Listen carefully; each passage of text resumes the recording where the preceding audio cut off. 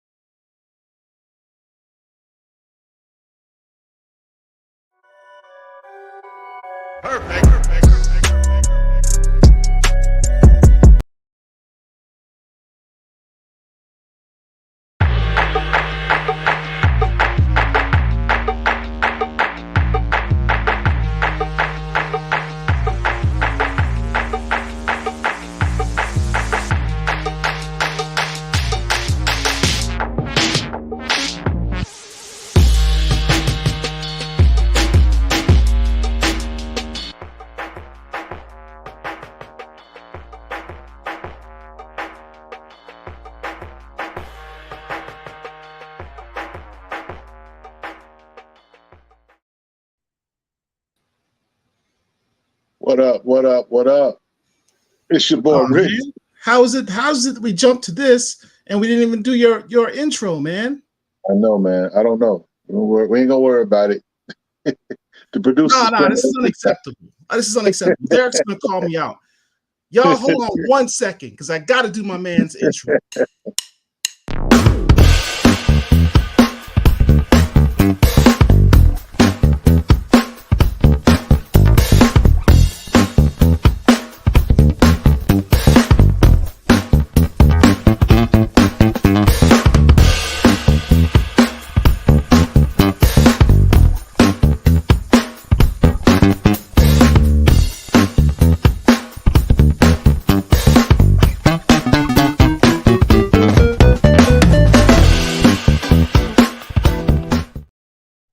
What's going on? That's much better. Much better, much better.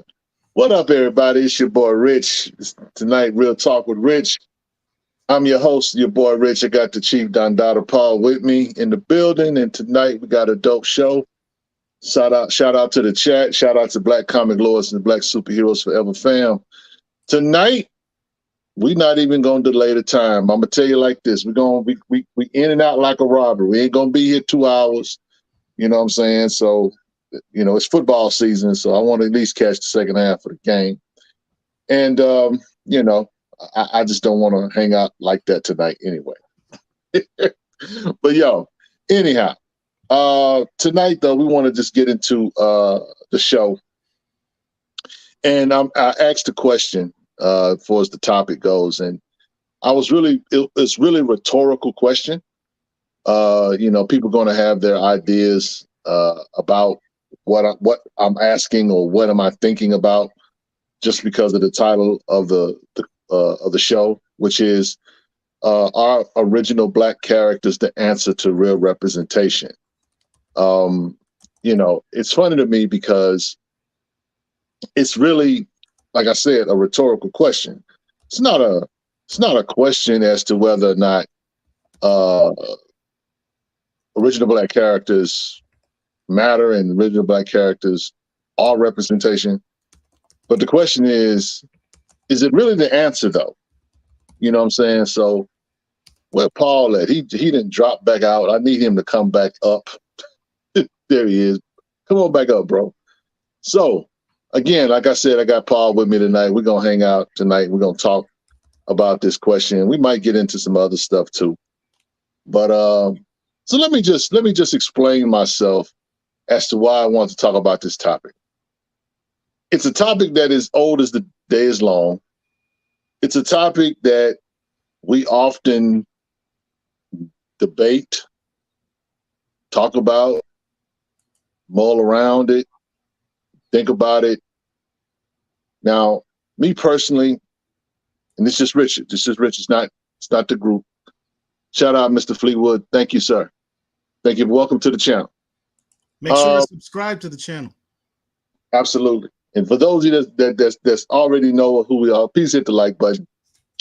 So anyway, so for me, representation really doesn't matter to me. And the reason why I say it doesn't matter to me is because, one, I've been in this fandom for over, close to 45 years, maybe close to 50. So I don't really desire to see more than what I have. It's always good to see my face in books, on TV, in movies, and things of that nature. But I'm not really desperate, if I can say it like that. And one of the things that we talk about in our space is legacy characters. We talk about how legacy characters are hand-me-down characters.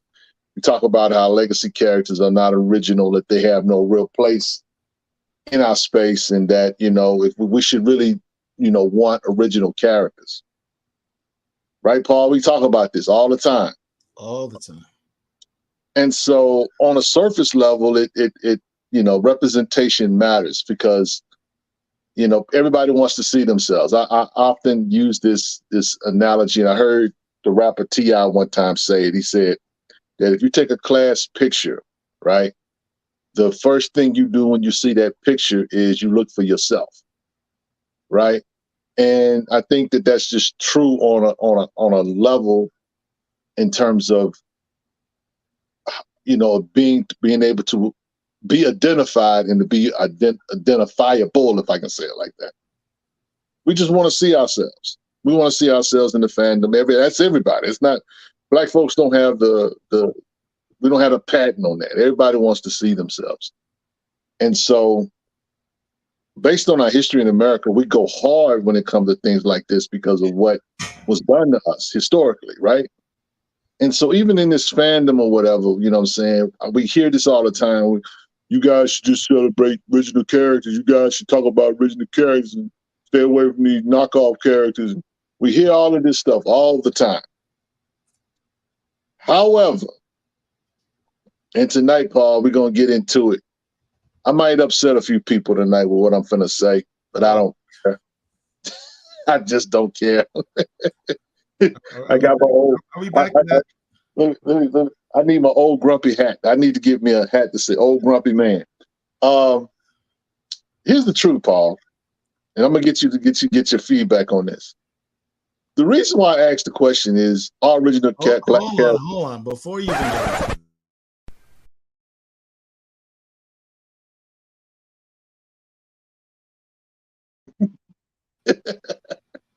Okay. I'm already nervous. Yeah. Don't be nervous. Don't be nervous. It's all good. So anyway, the reason why I asked the question, our original black character, the answer to real representation, is because my question is, I got two questions. Okay. One, what you gonna do if you get it? And two, will you even spend your money? Because let's just keep it a stack, Paul. A lot of this stuff is based on people going into the shops, people going online and buying the product. We got a lot of people talking about we need original characters, we need this, we need that, but they're not going in their pocket.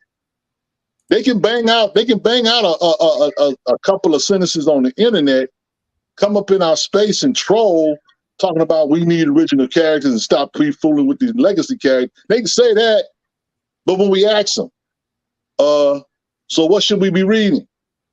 What do we get? We get crickets. And I'm just at a point where I'm asking myself, if Marvel or DC or any of these companies decide to put out new original characters, will we buy it? Now, the comic heads that you and I gonna buy it, right?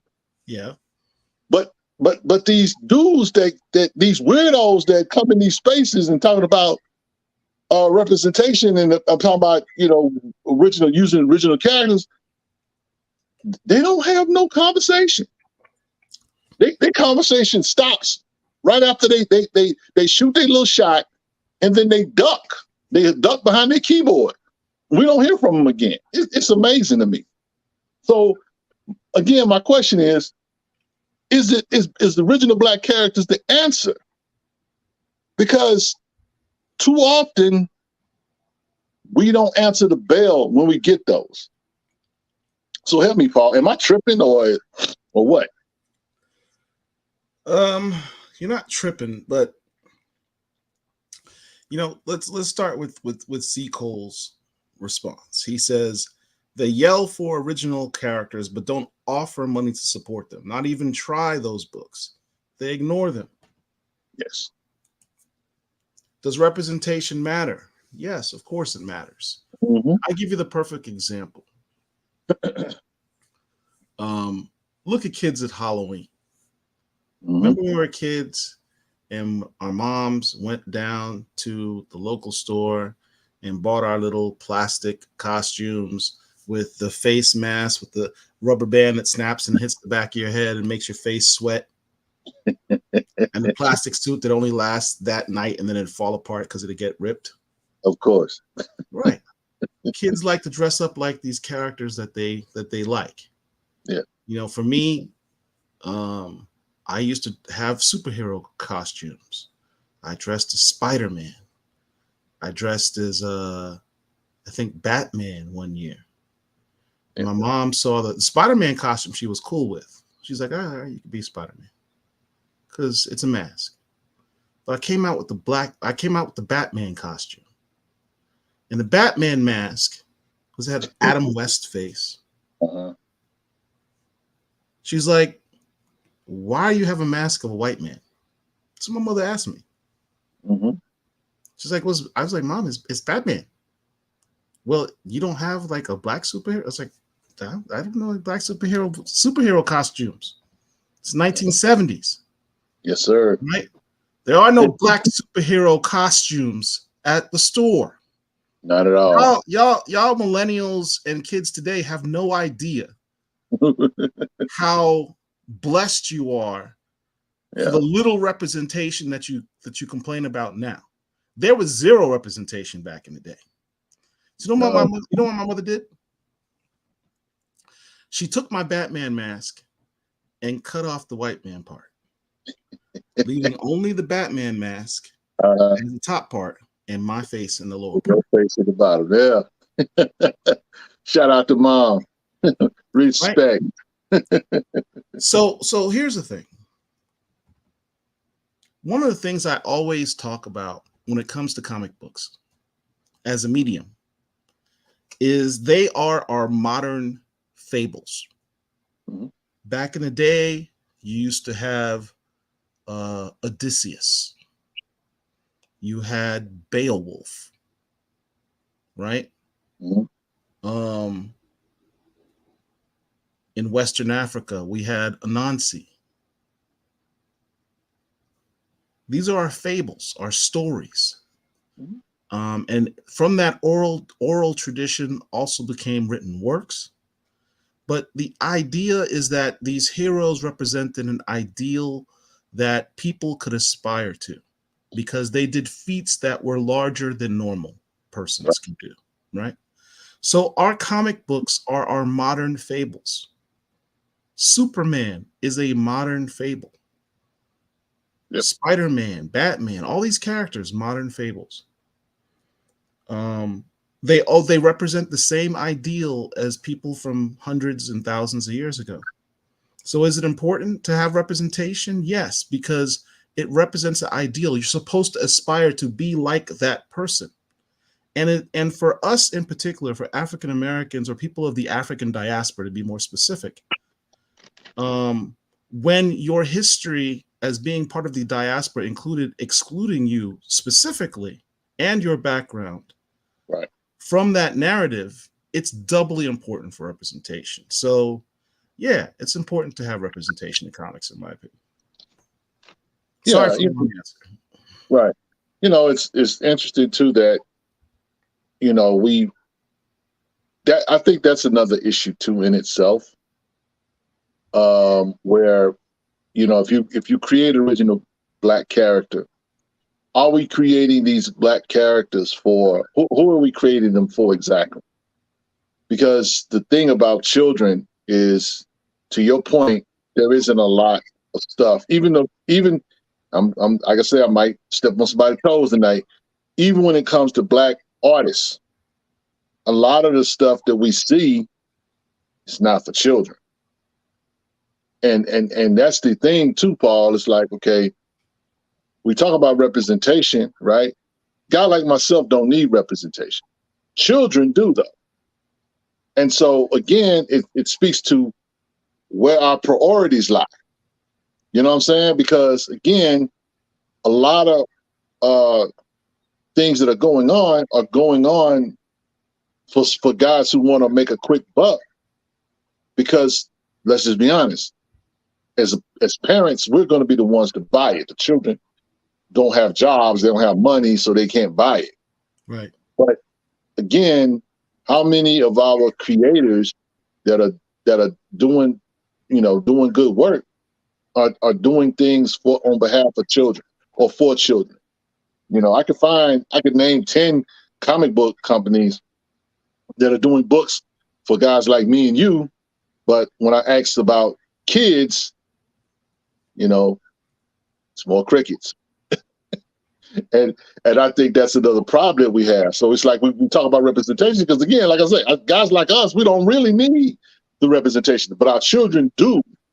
And so again, it's like, okay, why does a 35, 40-year-old man screaming about representation? Now he need to be screaming about representation for his son, he needs to be screaming about representation for his daughter, but he don't need representation for himself. If you haven't found any characters or any uh you know any characters that you can quote unquote identify with, then I kind of question what you're reading because there's plenty out here. It's just a matter of us tapping in and engaging the culture. But you know, representation is very, very important. I don't want to just focus on the representation part of this, but I do know it's a big component. But I want to talk really, Paul, about let's talk money, bro. Okay. Let's talk money because really, this is where the rubber meets the road. I'm not impressed with guys who talk this talk. And to Seaco's point, we don't put no money behind it. I mean, it's like, come on, bro. And if we really gonna keep it a stack, a lot of these dudes are pirating this stuff. Just because you post a book or you post a panel from an independent creator does not mean that that book or that's in your collection. You just posting stuff. You copying and pasting. Yeah. That's a problem too in our community. We got to stop the piracy because that's taking money out of people's pockets as well. So, that's how I see it. Now, let's look at some of these comments, bro. Mr. Fleetwood says, our white comic book fans have to support. Okay, well, let's go. L. Spillmark says, all comic book characters originate on the walls of Kemet. We just have to peep the esoteric meaning of different characters. So basically, it's all about us at the end of the day.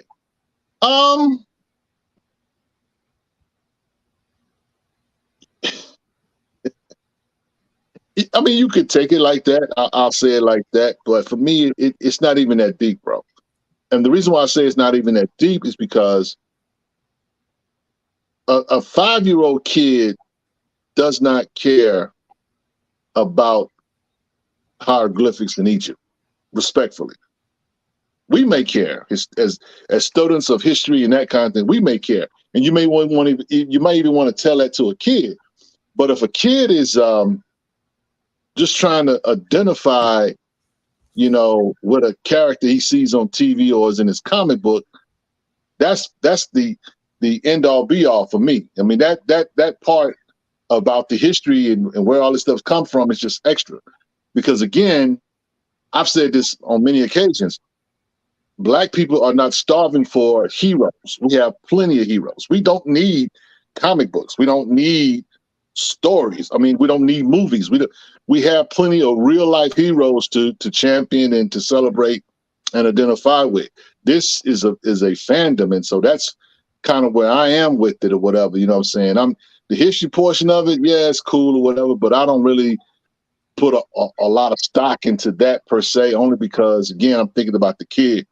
Think about this, Paul. Think about the kid. Remember the Black Manta run that Chuck Brown did? Yeah. You remember the story where the kid, had to create. There was no costumes. To your point, when you were talking earlier about Halloween costumes, there was no costumes of Black superheroes. So he made his own. Right.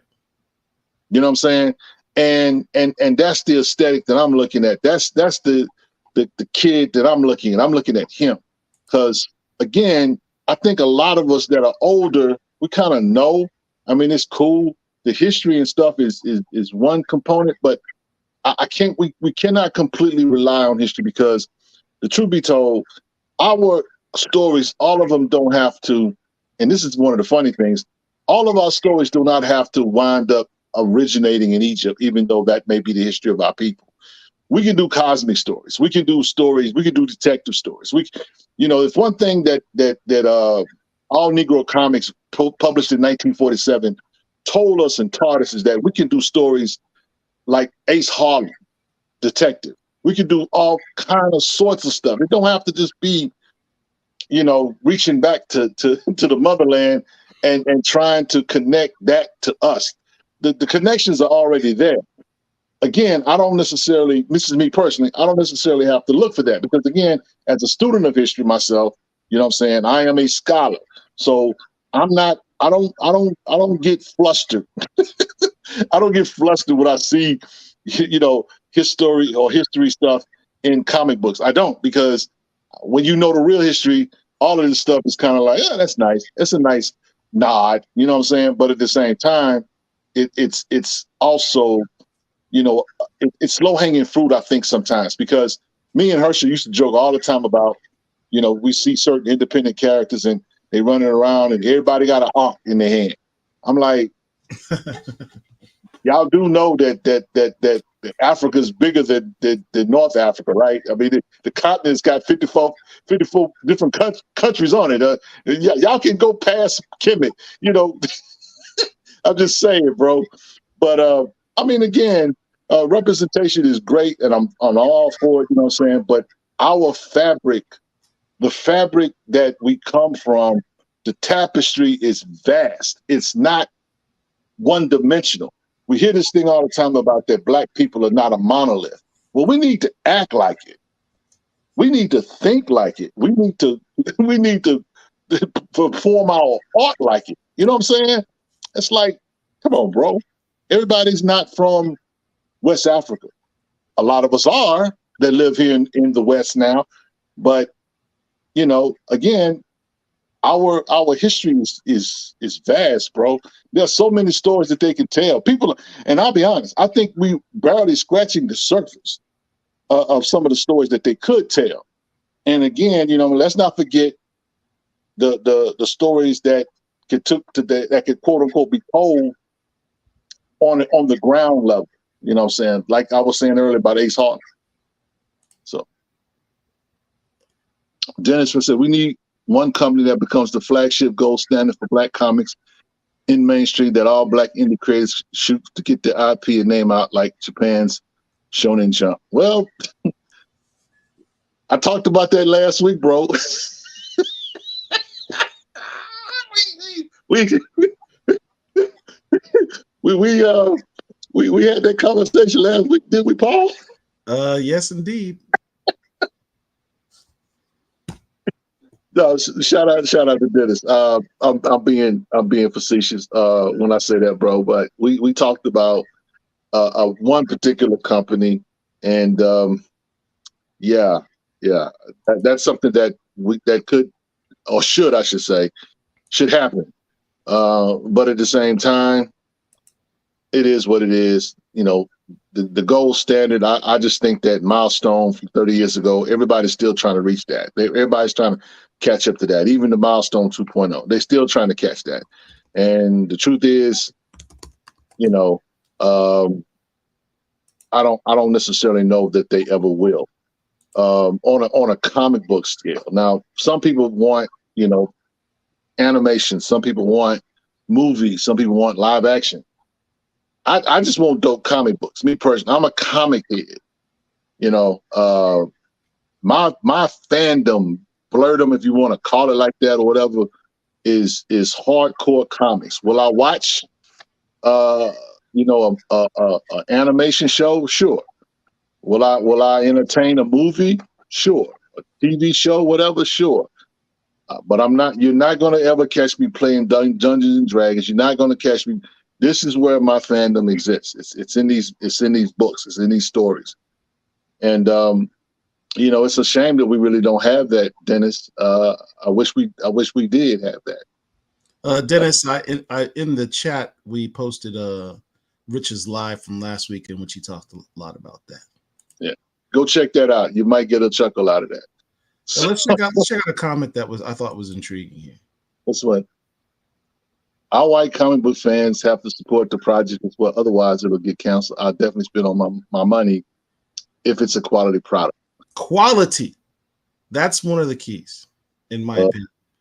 That's there's a lot of things that go into, supporting some of these Black IP. Number one should always be quality. And one of the words that's used in the title of this that Rich is talking about is original, right? I don't need to see a Black version of insert white character here and then stick an ankh in his hand or on his chest or her chest and call it Black Knight, dark, whatever afterwards, and then do a story about that. Yeah. That's not original. The original. Yeah. I think too that getting artists to really dig deep, challenge themselves to do something different and significant. I think that's the other thing. I think I've read dozens of stories or whatever. Tim Fielder's Infinitum stands out, right? As far as like epics, and it's weird because sometimes people were throwing that word around a lot, saying that it's about the motherland, it's about this, that, the other, right? And yet when I read Infinitum, I literally could not put that book down, and it was because it was well written. It was, the art on it was amazing. and again, that combination of the art, and it was excellent execution on it, and that's why I love that book. And there's nothing out that's been out since that. There's some stuff that's come close. I'm not going to say that there's anything that's not comparable, but I know for me that passed the smell test. And a lot of this stuff that we got, I'm saying, a recent, yeah, you might have you might have the positive attitude, but if it does not, if your art is not stellar, if your writing is not compelling, if you have typos, yes, well, my God, find someone who excelled in literature or English and have them be your editor. Make sure someone edits your stuff. Yeah, I don't want to see misspelled words and bad grammar. Well, it goes to money. It goes to the issue of money, Paul. Well, like I was saying earlier, the money thing doesn't just fall on the consumer. It also falls on the retail, or the guy who's who's selling us the book or whatever. If you're trying to cut corners by giving, hiring subpar, artists, or if you're editing or you're self-editing the book and not giving someone, paying someone, you ain't got to pay them super duper cash or whatever, but just spending a little money on your editing makes a difference. And that's the crazy part is that I have seen books that have come out, and I'm not talking about books 20 years ago. I'm talking about books that just nearly came out maybe a couple years ago, a year ago, whatever. Look at it, read it or whatever. Enjoy the story, but misspelled words, typos, run-on sentences. It gets crazy. And again, that's one of those things. If you want people to spend money on your product, you got to know that you can't give us just anything, because again, to my man's point about wanting white people to quote unquote support it, they see that they're not even gonna give your book another look. You know what I'm saying? It's like, oh, what is this? Come on, man. You know what I'm saying? And the truth be told, you know what I'm saying, this thing is something that you have to learn as you go. And so you'll make your mistakes. But you got to improve.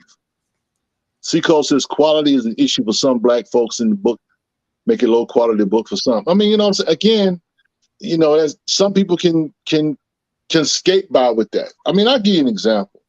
I know of a guy who put out a book, right? And again, this is about money.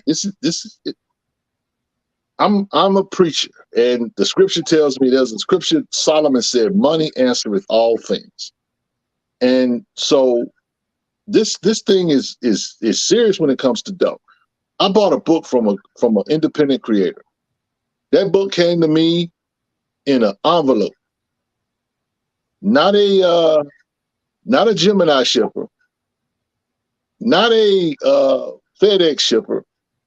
I'm talking about a manila envelope. No padding, no shipping. I mean, nothing secured that book.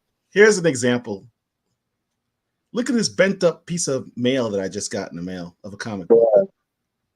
I'm afraid this has been sitting on my floor for the last few days. I'm afraid to open this. I don't know which comic this is because I order a lot of comics.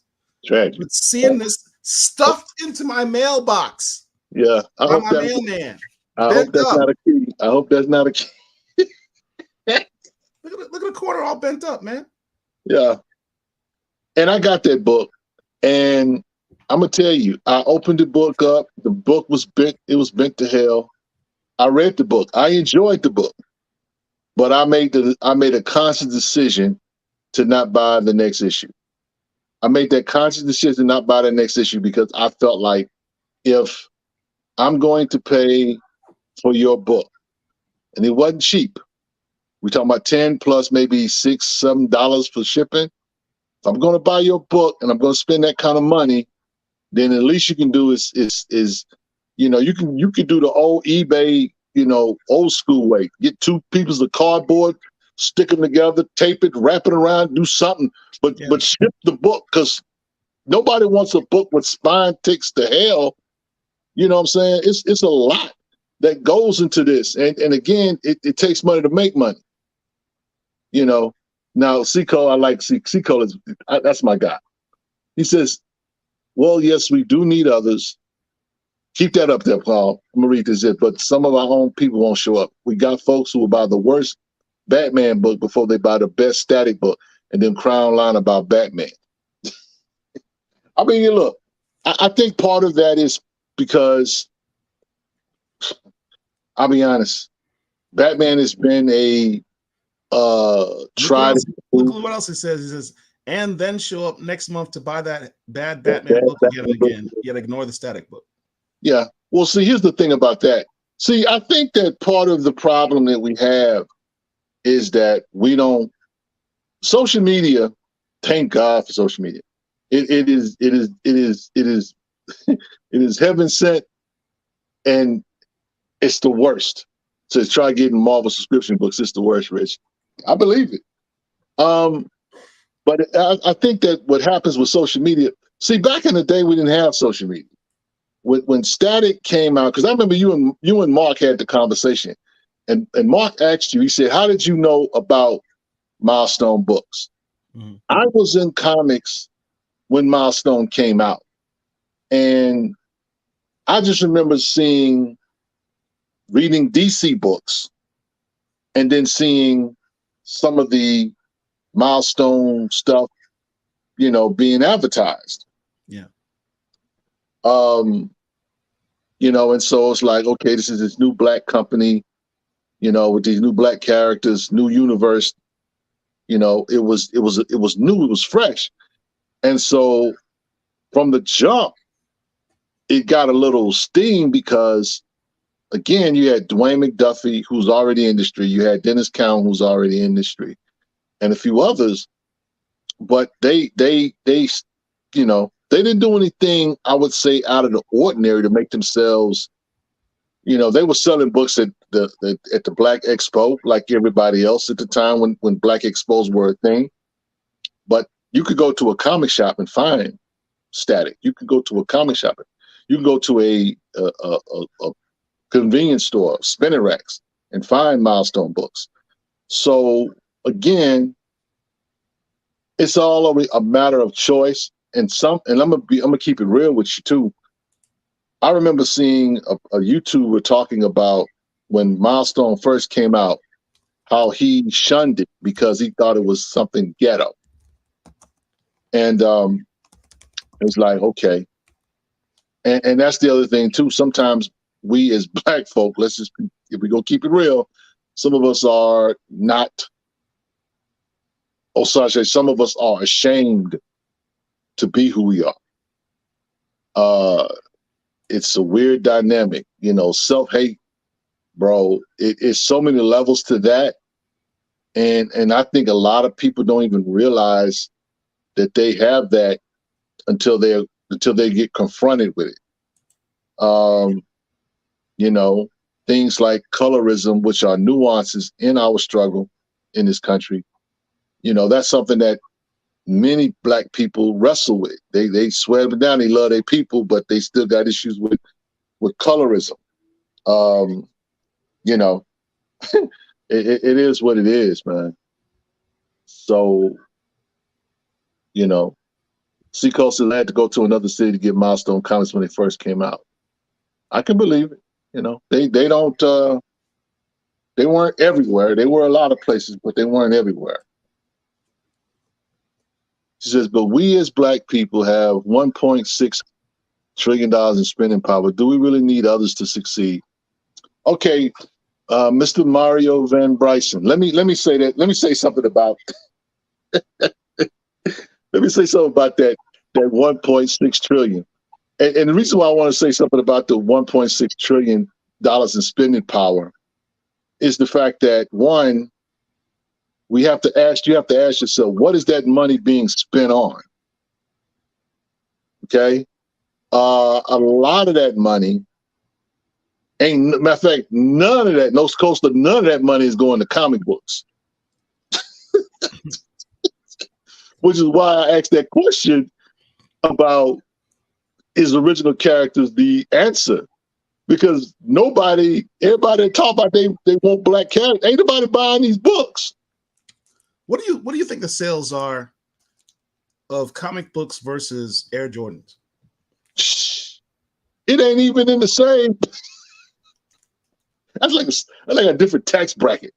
And let me say this: for a comic book, I want everybody to hear this. For a comic book to succeed, because guess what? Most comic books do not succeed, y'all. But for a comic book to be quote unquote successful, that comic has to sell at least 20,000. Okay, it needs to sell at least 20,000. Anybody selling 20,000 books, Black Panther.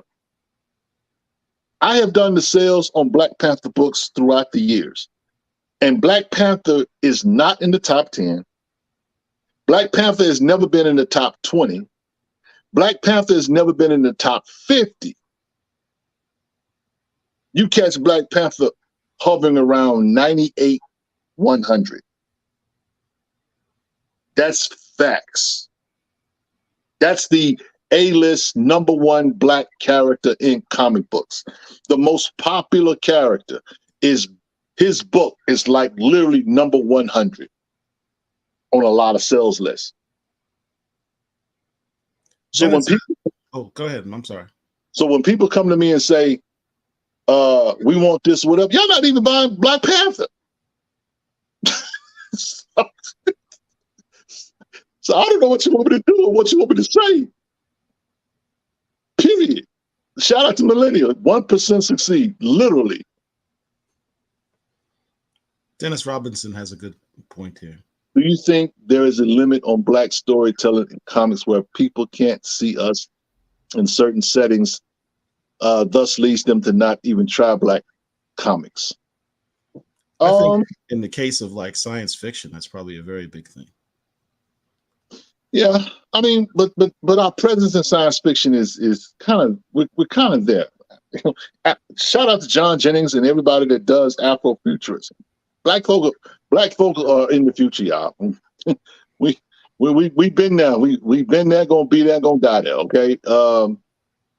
But I do think that some stuff is discouraged because the thought is no one's gonna buy it. I think that, you know, and this is something that Tyler Perry initially, when he got into movies and stuff, his issue with the studios was, it's like, okay, I'm gonna put on a wig and wear a dress, and I'm gonna go on the chilling circuit, and I'm gonna sell out these arenas, and then eventually I'm gonna do movies. But the movie execs was like, well, who's your audience? It's like, black women are our audience. Really? I don't think this is gonna sell. They took a chance on him one time. Boom, he blew it out the water. He goes back to make the next movie. Yeah, I don't know, he got those sales. Does it again. Finally, he got so tired of dealing with studios, he decided to build his own. So he said, I don't think that it's just us that aren't buying Black Panther. I think others don't support characters that look like us. Absolutely. I mean, that is the truth. That's the obvious truth, Mr. Fleetwood. I just think, though, that one, our fandom is see that. Okay, Paul, they're gonna make me go there tonight. Shout out.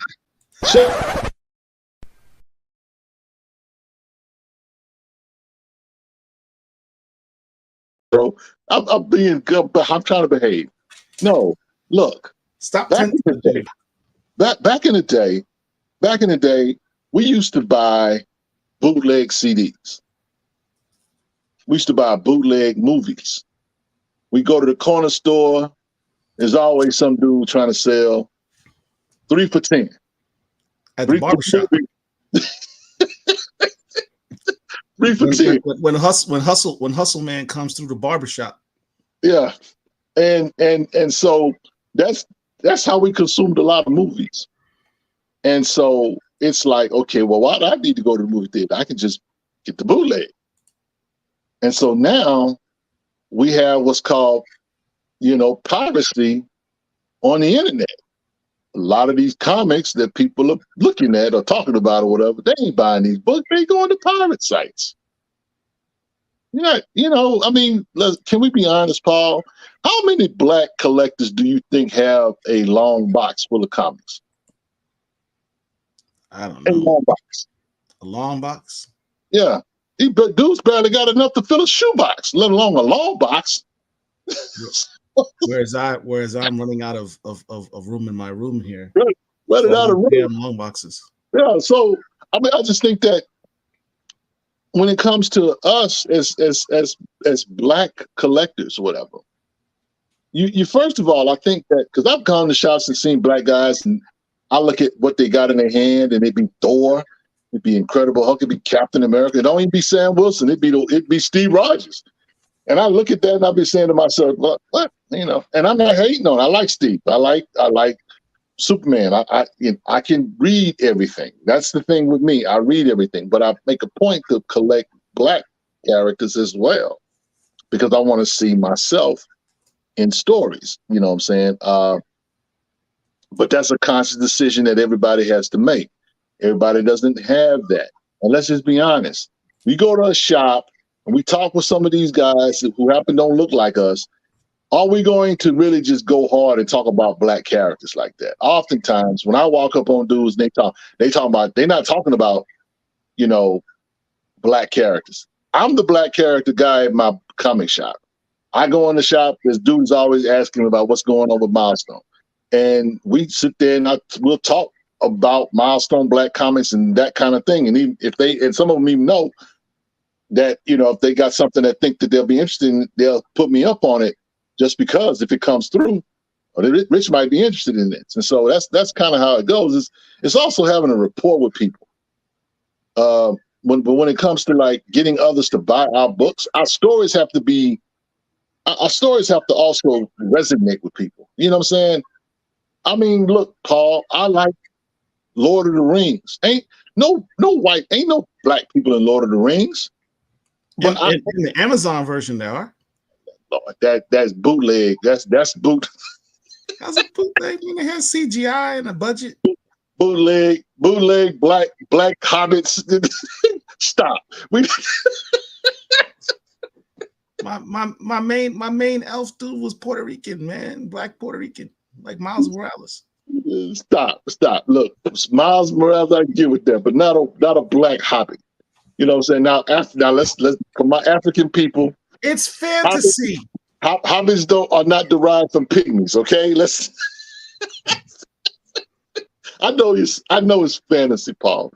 I know it's fantasy. It's not even fantasy based on historical fact, like England or France or something. J.R.R. Tolkien wrote this story about Middle Earth regarding Celtic peoples and that whole thing. That IP should be true to who it was created for. And if we maintained that perspective, Lovecraft Country would never have been made as an adaptation of the works of H.P. Lovecraft, which was a noted racist. Yeah, well, and as you know, there is no Lovecraft Country season 2 because they found out. That's the point. That's not the point. You bringing up old stuff. Boost don't even watch it when it was on HBO. Millennial Comic says we had no business being in there. Exactly. We had no business being there. It's like, come on, bro. Listen, I am cool with them kind of like, okay, if that was what we think is representation, that's the problem with representation. Because then it becomes, okay, we got a black hobbit. Now we need a gay hobbit. Because you know this how this goes. Crossing the line, man. Crossing the line. This how this goes. Listen, black people, you who have fought for civil rights, You who have took on dogs and fire hoses in the streets trying to say that I'm just simply a man. You gave your life. You took the whips on your back. You took all the lynchings just so a black hobbit could be on TV. So are we not supposed to be able to fantasize ourselves as dragon slayers and knights and elves and stuff like that? Is that not cool? I don't think. Listen, okay.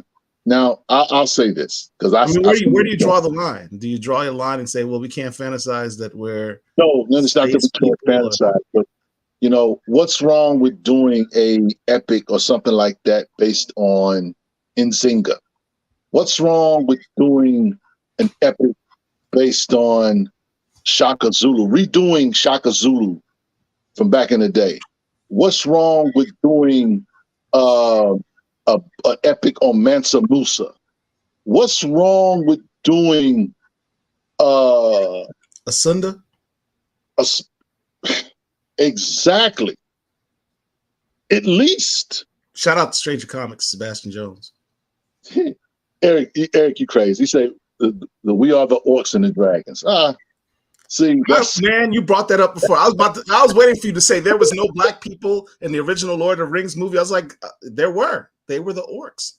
They weren't the orcs, man. Of course, there were orcs had dreadlocks too. In fact, at the end of that last Lord of the Rings film, where they had the peoples riding on the big woolly mammoth elephants, those were people of color. Watch it. I have seen Lord of the Rings several times, my brother. All of the trilogy. What color were the people riding those elephants? Go ahead, tell me. I mean, you know, they were dark. They were dark. They were swarthy. They were dark. I mean, you know, but you act like white folks can't have dreadlocks. Not good ones. Anyway, the point is that we can create our own stories. I agree. We can create our own stories. We have a rich history that is fertile, and that is something that we should tap into more. We often do it on a surface level, but we really don't want to go deep. So that's one thing I shout out to Sebastian Jones, because at least he's offering something in that realm. Facts. And so again, that which means that Stranger Comics should be a top seller in our community. And so again, that's just one guy though. There literally there's room for literally others. And again, you don't have to base it. You can just literally make this stuff up. Perhaps the key is to expand. If you truly want to expand Black people's desire, if you want to create a market for it, if you want to increase the demand for this type of IP, we have to approach it from a different level. For you and me, when we got into comics, I mean, back in the 70s, what do we have? We had Super Friends, right? Right. For many of us back in the 70s, that was your first exposure to superheroes, was the Super Friends and the those old 1960s cartoons, Marvel superheroes, the Marvel superhero cartoons with Submariner, Thor, Captain America, the Spider-Man cartoon from the 60s. That's sort of the gateway to getting kids involved in the comic books. And Millennial Comics has a good point on this. I think comics at this point of time in general are doing it wrong. Animation comes first and then comics. Manga is like that too. Just a thought. Perhaps, I mean, look, we should focus more on cartoon animated features. Well, see, the problem with that, boy, you're going to make me go generational. Oh, I hate this conversation. You call me. No, here's real talk. See, the problem with that is that, see, when we were kids, Paul, we only had so much that we can watch. We had 3 channels, bro. Speak it. We had 3 channels. We had like 3 channels, and we these kids got 300. Okay, they literally can literally spend a half hour surfing through channels if they want to. Not including YouTube. And there it is. So they have so much that they can consume that even if you did something like that in animation, how do you get this animation in front of people? Because some people were talking on, and I think in Black Superheroes Forever, they were talking about Castlevania. Castlevania's got black vampires in it, and somebody made the comment saying that, oh, they finally listened. We requested black vampires, and they listened. I'm like, clearly this is somebody that didn't ever watch Blackula growing up in the 70s or whatever. But the point is that they have so much that they can consume that nothing really stands out. Because like when it comes to things like manga, I don't even know what's good manga or what's bad manga. I don't know what's good anime and what's terrible anime. It's so much of it to where I can't even really, make it as, even if I wanted to just like watch something or whatever. I mean, it's just so much stuff that they can look at. And to Vonell's point, if you can get it before people, that's fine. With us, see, Saturday mornings for us was like a ritual. We got early with a big bowl of cereal. Big bowl of cereal. And we sat there and we watched Fat Albert and the Cosby Kids. We watched Johnny Quest. We watched Scooby-Doo. We watched Fred Flintstone. We watched the Jetsons. We watched all of this stuff. And every kid in America was literally doing the same thing. Yep. Now, every kid in America isn't doing the same thing. You watch an anime, he's reading the manga. He's reading a comic book.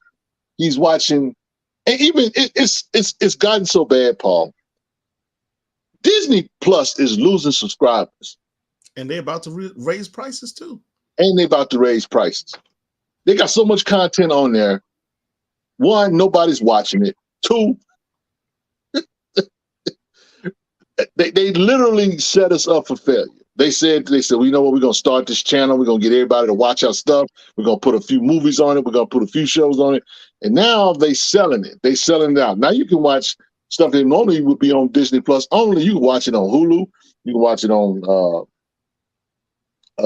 Netflix. That's the carrot, man. They're trying to get you on the hook. Yeah. So again, it's so much stuff that even, that approach is great, but you got to have it's got to be a dope it's got to be dope animation. And animation today is not the animation of yesterday. The stuff that Miles Morales that they did in the Into the Spider-Verse, that stuff is cutting edge. That stuff is amazing. You're not going to get that every time for everything. You know what I'm saying? So even with as A&I continues to develop and whatever, it's going to get worse. But comics are a lost or a dying art. I'm going to say it like that. Here, check this out. I'm afraid to answer this question.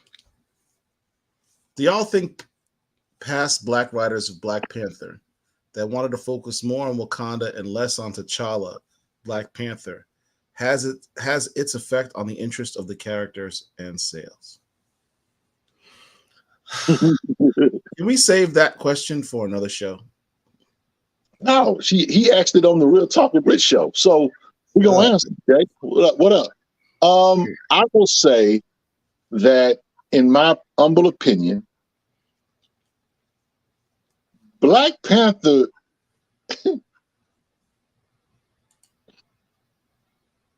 go ahead and collect your thoughts, because this is a big question. No, I don't want to slam. Okay, there's a certain network that the letter starts with B. It starts with B. This network starts with the letter B. And they just so happen to have a Black Panther animated show on their channel. And I hate saying this, but I'm going to say it, but they probably should not have had that that show on that channel because no one saw it but us. And The it white was folks don't watch BET, and it's literally the top black superhero. If that show had been on another network like Fox or like Spike at the time, uh, even something like uh, Nickelodeon, mm, it Black Panther would probably be larger than what it is. before the 'Cause movie came out, because that that was a cartoon came dope out show, bro. before the movie. That was a dope show. That was a dope show. And again, it was on this network.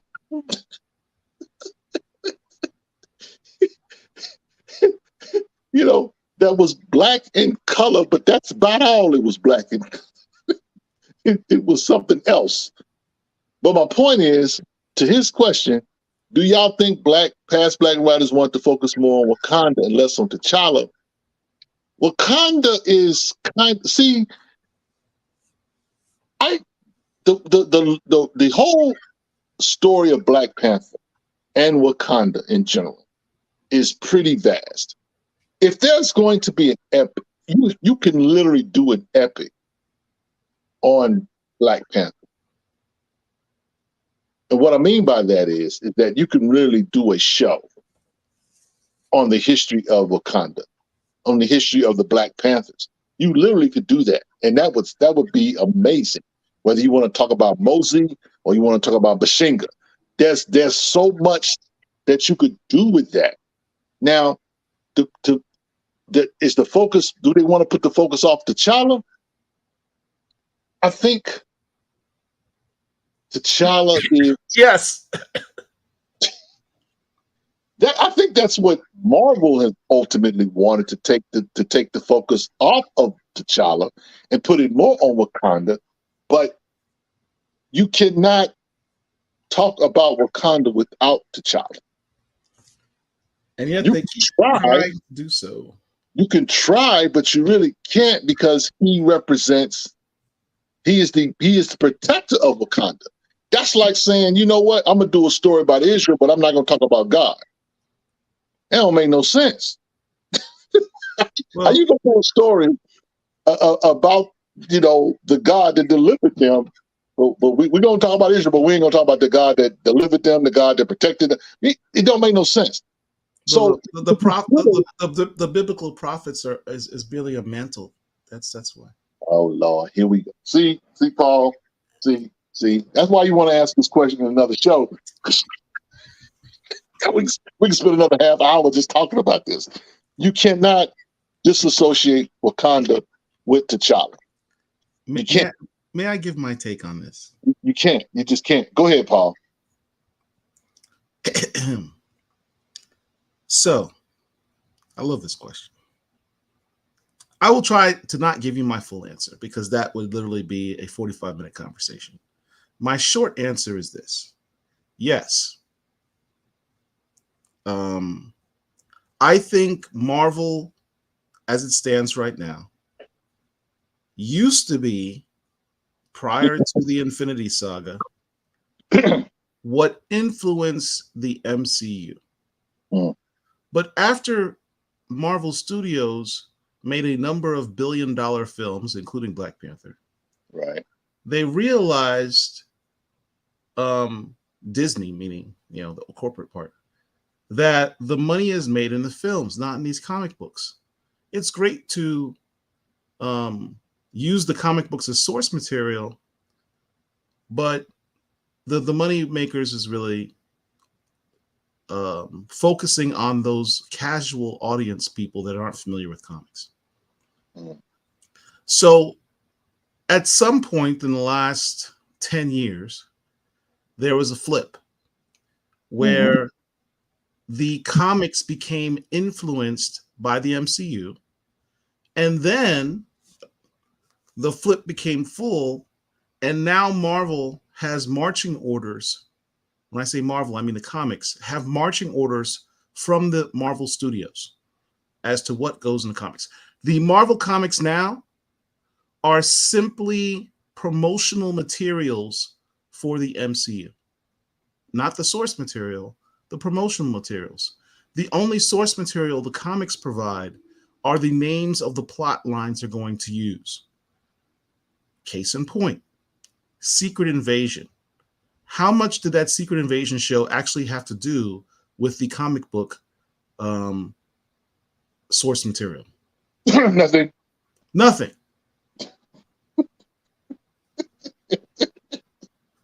The Marvel comics, now they'll use the name Secret Invasion, they'll use the name Civil War, they'll use the name, Infinity Gauntlet or what have you, but they're doing that for people like you and I who are comic heads, and to get that book of business. And then people will see the movie, casuals will see the movie, and they'll go, hey, I want to check out the book on this because this movie was dope. And they'll go to the store and they'll buy the graphic novel, not the floppies. Marvel puts out graphic novels or trade paperbacks of the material. They reissue it. They'll slap an MCU photo on the cover so people will know what they're buying and know what to look for. Right. They'll put that label and they'll repackage it and sell it. Yeah. Check your orders, check your stores, check your previews magazine. They do it all the time. It's like clockwork now. But you now see the comic books directly influenced by the movies. They now change genders of characters. They change sexes of, they change the race of characters based on what the MCU chooses to do. Right? Well, whatever happens in the MCU, it then follows that it happens in the comic books. Well, now we know in the MCU, T'Challa is now dead. We know that Chadwick Boseman dies, and the Marvel Studios put it up. We're not going to recast T'Challa. We're going to focus on other things. Are you saying Dr. Ewan's going to kill T'Challa? Is that what you're telling us? And what? Are you trying to say that Dr. Ewan is going to kill T'Challa? No, it's not about killing T'Challa. It's about de-emphasizing him and his prominence. The term this superhero thing is only a mantle. Did you hear that prior to Chadwick Boseman's death? Did any of us hear that term before Chadwick Boseman's death? No. No one's ever said this thing is only a mantle until his death. But they're promoting that, right? They're all of a sudden we've got a Wakanda book talking about the history of Black Panthers to show that it's only a mantle. We have Shuri becoming Black Panther again. We have, let's introduce a new hero of Wakanda, Tosin Aduye, to de-emphasize the focus on T'Challa. Yeah. It's all part of the same thing, right? Even Ewing, who's doing a great run on this new Black Panther book and is rebuilding T'Challa from where he was from the guy who I won't say his name anymore, is still focusing largely on Wakanda. Do you think that I just lost my thought. I'm sorry. I got more long it's okay. than I want to. No, I was going to say that. Passionate about this. Yeah, I just think that when you think about a character, say like Batman, they do stories about Gotham outside of Batman stories or whatever, right? And yet it always goes back to, at some point, it has to go back to Batman. You can do stories about Robin, Nightwing, Red Hood, Oracle, the Joker, the Penguin, Clayface, Two-Face. It all has to go back at some point to Batman. So I think even when it comes to T'Challa, I think it's problematic for Marvel to do that long term, because you're not going to replace T'Challa. You can try to replace him, but you're not going to replace him because he's a story character. He's been around since 1966.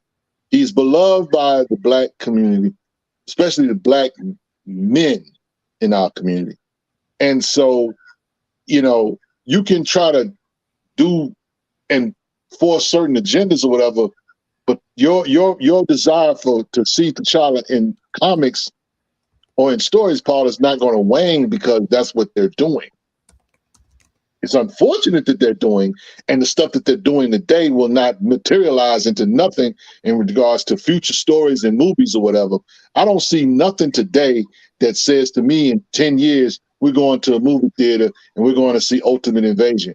We're going to a movie theater and we're going to go see House of X and Powers of 10. We're not going to, none of it is stuff, some of it is okay, but none of it's good enough to like put on screen, in my humble opinion.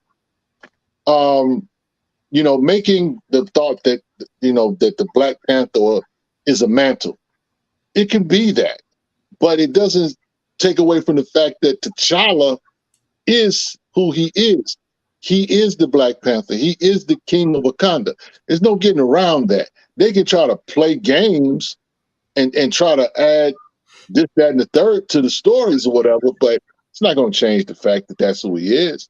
And I think Dr. Ewing, to her part, is trying to do that, trying to give us a good story with him being the focal point.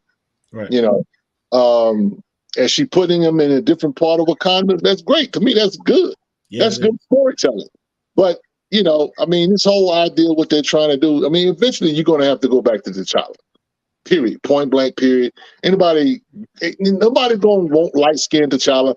Nobody wants, Tosin Adoye may be a great character to try to tell a few stories or whatever, but no, that's the guy. That's like saying, okay, we're going to stop talking about Steve Rogers and we're going to focus on Sam Wilson. You can listen. Ain't nobody going to let that happen.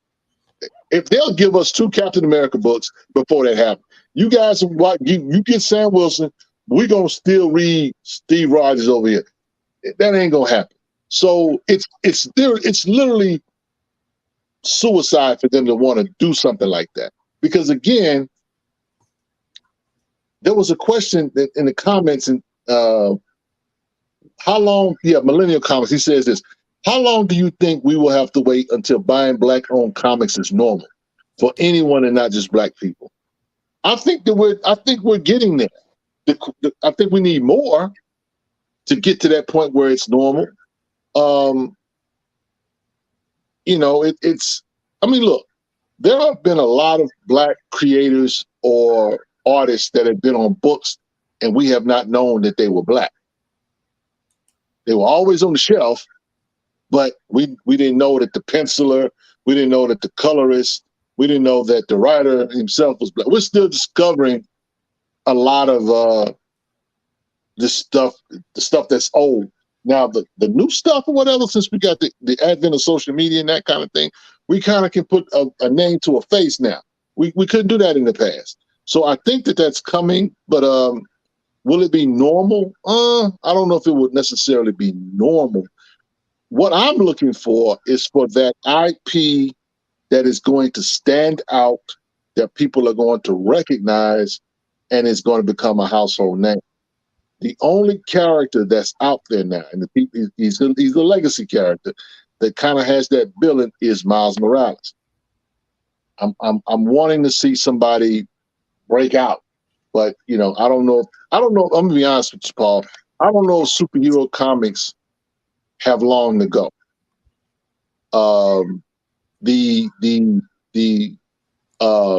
What's the word I'm looking for? The advent of stuff like The Boys and Watchmen and stuff like that, the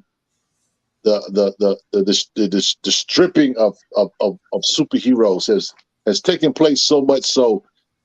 I was having this conversation with Varnell. It's like we don't really have real superheroes. No, we have anti-heroes. We have emo heroes. We don't really have. We have Spawn, the most successful Black superhero in comics. But he's a horror. It's a horror comic. He's not a superhero. That's my point. When you're talking about, we don't really have superheroes. With Al Simmons' human form being shown more now in Spawn, yeah. Do you think the interest is still there for fans? Can't wait for Kill Up. But see, the problem with Black folks. Rephrase the question the way it should be. With Spawn looking more black, will white folks continue to buy his comic? I appreciate, Jay asking that question in a diplomatic manner, but let's keep it real. I think, I mean, I'll be honest. Todd McFarlane has been writing Spawn, and Spawn has been black since issue 2. We're up to like issue 345. He's got a cult following, if nothing else. Now, don't get it twisted. Back in the 200s of Spawn took a dip. Spawn had low print runs. That's why some of those books are worth a lot of money now. So they didn't always buy Spawn. I do know this: after Al Simmons died, and they introduced the white Spawn, they wasn't feeling that, and they wound up bringing Al Simmons back. So, and he's continued to make Al Simmons the heart of his universe, because there's King Spawn, there's the Scorch, and there's regular Spawn that features all Al Simmons. So, again, I think people want quality books. I think people want quality stories. I think Spawn is just one of those books that has that. Philadelphia, in my humble opinion, has that crossover appeal. Tron World says stories, not plots, are the key. True. When's the last time you read a good story? Depends on what you define as a good story. I've read some funny stories. I just finished reading. Dwayne McDuffie did a 4-issue story arc for the Demon, and it's about the Demon running for DC book. It's about the Demon running for president. That thing was hilarious, and as far as good story, I mean, man, I'm enjoying Catfight right now. Catfight's a good book. Yeah, Catfight's a good story. I don't know I don't know. I just know that the antagonist or the protagonist in that book is a black guy. Yeah, and so it's a good story, man. That thing's got action, it's got humor in it. It's a great book to read. So, O Kingdom Come says, "Rich is scratching the surface." We are in the era of the deconstruction of the superhero archetype. Shout out to O Kingdom Come, by the way. If any of you, just as an aside, if any of you actually listen, that was the word I was looking for, deconstruction. So thank you for that, sir. That's where we are. And what I was going to say is that because we're in that era, to your point, that I don't know if the superhero archetype has long to be around. Because again, we love Batman, we love Superman, we love Wonder Woman, we love Spawn, we love superheroes, but we have come to fall out of love with them. People crave superheroes to be dark. We crave superheroes to be more human, that they're not inspirational. And that's a problem for me, bro. Say what you want about, and I was talking to Vonell about this. Say what you want about Superman. Call him the big Boy Scout, the boy in blue, or whatever. I respect the fact that Superman is a character that aspires to be always positive, that he really wants to save the day. And for whatever reason, everybody wants to knock him out. I have no understanding why that is. It's not like he just a peckerwood and he just want to hate on the hood and this, that, the other. I didn't like when John Ridley, you won't say his name, but I'll say it. When John Ridley wrote the other history of DC Universe, and he put that in the book that Black Lightning had a problem with Superman. And it's not like, it's like, why come he never come to the hood? Well, you was in the hood, Jefferson Pierce. What you need Superman from the hood when you right there? That white savior trope, that comes more from us than it comes from them. And I'm just like, y'all need to see this for what this is. It's not like we talk about archetypes. Superman is the archetype. He is not archetype. He is the prototype. He's the first superhero, other than maybe the Phantom, which came out in like 36. But Superman came out in 38. and everything that's come behind that, you know, it feeds off of that. So I don't like this deconstruction. I mean, it's cool for certain things, whatever, but for that to be the you know, our heroes don't have. I mean, what children have aspired to? I mean, do we really want to walk? Do we really want a generation of what superheroes? I mean, Miles Morales is about the only one, but who else? Who else they got, Paul? Who else does who have? Little children. Who else do little children have as superheroes? Yes. Moon Girl. Okay. Ironheart. Yeah. Okay. She's been in live action. She's been in cartoons. She's on lunch boxes. She not on Disney Plus right now. She's on Disney Plus. I'm talking about her show. Her show. Who Rise? Oh, well, her live action show, no, but her cartoons. And look, that Moon Girl. You said children. Children are watching the cartoons, not watching the live action. I'm gonna be honest. That Moon, I kind of had problems with some of the Moon Girl stuff. How do you have problems with Moon Girl? Moon Girl was awesome. Not all of it. My kid was excited. My kid would wake up in the morning, Daddy, you know what day it is? Most of it. No, Moon Girl Day. Most of it, but not all of it. That's all I'm gonna say. You're tripping. That's a great show. Put a 1 in the chat if you know what I'm talking about. The problems with Moon Girl on Disney Plus.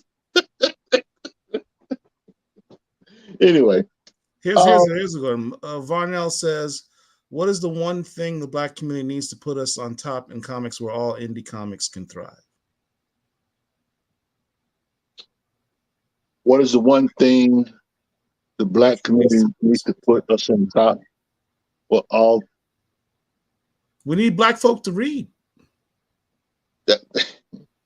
What? Pretty much that's it. Right? That's pretty much it. You know, because kids are reading Miles Morales through Scholastic, but they need more than just Miles Morales. Scholastic needs to do other books, you know, whether it be Black Panther, whether it be Static, but there needs to be other titles that they have access to. And I'll be honest, I don't necessarily think that the Black community, quote unquote, has a vested interest in comics like that. I mean, Black community doesn't even have vested interest in art and music these days. I mean, they just don't. The music that's out today is, they leave something less desirable. I'll say it like that. I like C. Cole's answer because it's something I mentioned in a live recently. It says access to the books and not just online. I need those books in my public library and on the shelves of Walmart and Target. Not everyone is going to shop online. I mean, I agree. That was the key. Like, comics were everywhere when I was a kid, man. You could go to your local store and your bodegas and your, drugstores and stuff and get comics. You don't have that anymore. Well, I mean, LCSs aren't for kids anymore. They're for adults that have a lot of money to spend. I would say put them in, Walmart and Target is fine, but put them in dollar stores. Put them in Dollar General. Put them in Family Dollar. Put them in Dollar Tree, where the low income people are going to go to get discounted products. Put them there because I like Target, but I don't go to Target unless I got real money to spend. Because you're gonna pay a few extra dollars for the grapes. They're great, but you're gonna pay for some money for them. So another aspect of this, and this might be an unpopular opinion amongst old comic heads. One thing I've noticed in trying to get my daughter, interested in comics, I've bought her like issues of Moon Girl or Ironheart or what have you. And she's like, I hand her the floppy. And she's like, this is cool, Daddy, but I read this in just a few minutes. Where's the rest of the story? Like a few weeks ago, she literally said, I brought her home a comic. She's like, Daddy, I appreciate you getting me these comics, but can you get me those books that have like the whole story in it? You mean a trade paperback? Yeah. She goes, yes, that. Can you give me the whole trade paperback? Because I don't want to have to wait to see when the next issue comes out because I forget what happens. Kids today have very low attention spans. They have, just like Rich mentioned, they have so many options that he and I didn't have when we were younger. They have nothing but options between television, internet, video games, TikTok, etc. There is a multitude of things that can occupy their time at any given moment. They don't have time to read one floppy comic and then wait a month for the next issue to continue. They forget what's going on. They lose interest. So trade paperbacks. When you talk about put stuff in stores, the dollar stores, the 5 and dimes, what have you, trade paperbacks is what you want to focus on. Honestly, it's not a popular opinion because we like our floppies, is because we're collectors. But trade paperbacks are the way to go because you'll get a full story that kids can read and suck in. In my opinion. Yeah, Robin Monroe says comics are too expensive and they aren't accessible. Nobody who isn't a comic fan know where the local comic book store is. This is true. He says, I picked up my first comic when I was 5 in 1966, Batman, the First Poison Ivy. It was 12 cents. Who's going to spend $3.99 on a comic book for a 5-year-old? Right. Right. You're right. You take floppies. Well, think about it. Your average price of a comic these days, a minimum, is $4, right? So if you want to have, and the storylines they do for trade paperbacks are like 5 issues. So you're spending $20 to get those 5 issues, where you can get the trade paperback for like 12. It's just more economical too. More economical. The Imperious Flex is in the building. He in the chat. What up, Derek? Good to see you, sir. Derek is here in my fair city of Orlando with his family, vacationing, going to Universal Studios. Derek, make sure you hit up Islands of Adventure and hit up that comic shop at Islands of Adventure. They got a lot of cool Marvel stuff. You're gonna give him more. You're gonna give him more reason to find something in Flex on you, bro. Derek, just disregard what I just said. I don't need the hassle. Always flexing on the brother. So anyway, I mean, look, guys, we wanted to just come on tonight, talk about a few books, talk about this representation situation. We don't all have the answers. I think that ultimately what we have to do collectively is support one another. If somebody has a book that you believe in and you share that, Old Kingdom Come is one such book. Millennial Comics. I love Delta Dogs. If I may, Rich, if you're in the fantasy, Rich talked about Black people being in fantasy, please pick up Old Kingdom Come. It's a dope book. Yes. Dope book. The art is fantastic. Story's fantastic. It's historically based on real facts. Check out Old Kingdom Come. You won't be disappointed. Yeah. And so again, there's a lot of different stuff that you can pick up, man. I mean, shout out to my well, not local because that's in Houston, but my hometown, Gulf Coast Cosmos, the only Black-owned comic book shop in Texas.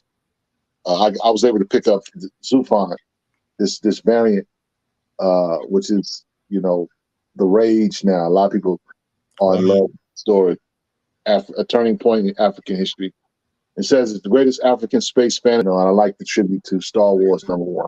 That's pretty dope. So man, let's talk about some books that we've read. Shout out to Rodney Barnes. I am of the opinion that Rodney Barnes is not a vampire. But Rodney Barnes is an alien.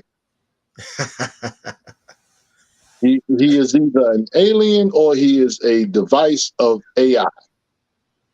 Because this dude's got cold ties to stop supporting mainstream comics. Distribution's the key. Yeah. I mean, in cold talk, I get what you're saying, but again, people tell us that stop supporting mainstream. You got to tell me what to support. See, don't tell me to stop going to Marvel and DC, and then you don't tell me what I should go buy. And please, please, please, please, do not pull out Black Sands out y'all behind with that. Okay, we know Black Sands exists. we we we know that they are there, but it's almost becoming like whenever we talk about representation or whatever, well, who we go support? Oh, Black Sands. Like, dude, I need that dude to put out a book in a shop. You know what I'm saying? Not his next campaign. As it's funny you should say that. For the first time, because I handle a lot of the Black comic pre-orders and Black Comic Lords. For those who don't know, Black Sands has finally made it to Diamond, so you can now pre-order your Black Sands comics in Previews magazine for this upcoming Black comic pre-orders that ends at the end of this month. So go ahead and pre-order your Black Sands. But can I mention one more thing, Rich? I know you're just one thing on this Tron World thing. Go ahead. Two things that I think are truly important for Black indie comics to be successful. Well, three things. The first one, Rich already mentioned, quality. If your book isn't quality, work on it before you put it out. Number two, consistency.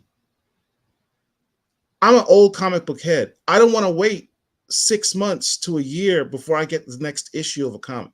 Well, we're going to talk about that Friday, Paul. We're going to talk about that Friday night with the with the creators. And the final thing is just more of a shout out to Concrete, Advent, Stranger Comics, Godhood Comics, and now Black Sands for all making that jump to Diamond distributors.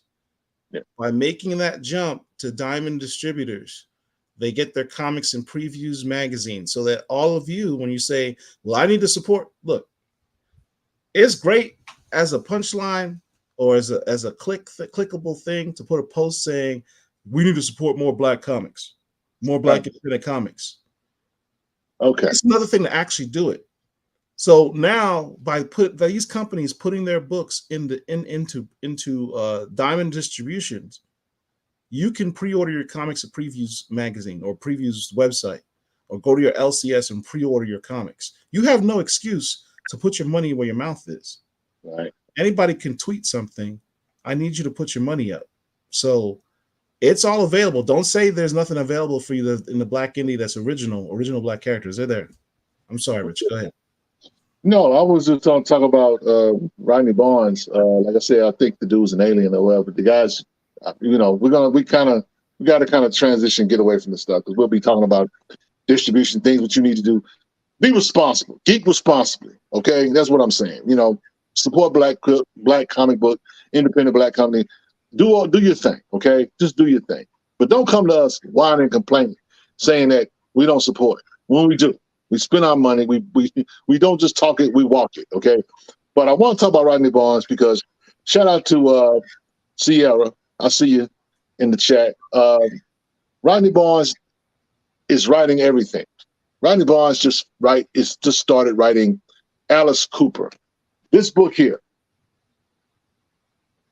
Well, I didn't even know that. Yes. This is a pretty fun book, bro. This book has Richard Pryor, Prince, James Brown in this book, along with Alice Cooper. And I don't know how long he's going to be writing it, but I think he's going to do like 6 issues or whatever. I was in one of my shops this weekend, and the cover artist for cover B wrote this, and he actually signed it for me. So wow. That was pretty cool. So yeah. So Rodney Barnes is killing it. You know what I'm saying? Just when you think that dude's taking a break, he got something else coming down the can. Matter of fact, he's at New York Comic-Con with Exhibit promoting their book, their graphic novel. So yeah, that dude is everywhere, bro. Shout out to Blurred Forever. with the super chat. Thank you. Thank you. Thank you. Thank you. Thank you. Thank you. There's a super chat. Yes, sir. Hey, £5. Appreciate it. Look, whatever. That was the closest I could As get a to. Rodney Barnes fan, would love him to write a Blue Marvel ongoing series. I agree, 100%. Yeah. Donation. It's a donation. I thought it was the trash. Don't be hitting on me.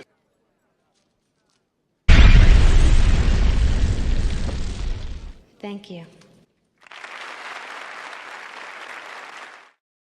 Appreciate that, Blur Forever. Thank you. Thank you so much. Yeah, don't let that be the only super chat. Y'all go ahead. You know, they Blur Forever started. Y'all support. We need it. We need it. I want everyone to donate $1 right now. I'm please, looking at you. Please. Give me $1 right now. Please. Like Jane Brown say, please. We have to keep the website going. It costs money. And look, Hook a brother up. I mean, it's $1. Come on. they don't want to hear that from us, Paul. They don't want. They Everybody want wants everything free. They want everything free. They want to. Yeah. They're not buying comic books. Why would they? They're not even buying Exactly. They're not even buying black comics. Why are they going to support a black comic? You know, support group. a black comic support system. You know, this is almost a joke. But I mean, look. I need everyone who claims that they support black comics to donate $1 right now in the super chat. Yeah. Sierra says, I have cover A, Rich, Alice Cooper. Rodney Barnes is killing it at random. Seeing him on IG in front of Edgar Allan Poe statue, and Maryland gave me hope that he'll write him next. Yeah, that's what's up. Eric Spillmonger in the building with the super chat. Thank you. Thank you. Someone puts their money where their mouth is. Appreciate you, bro. Appreciate you. You know what? You guys need to do. You and Mark need.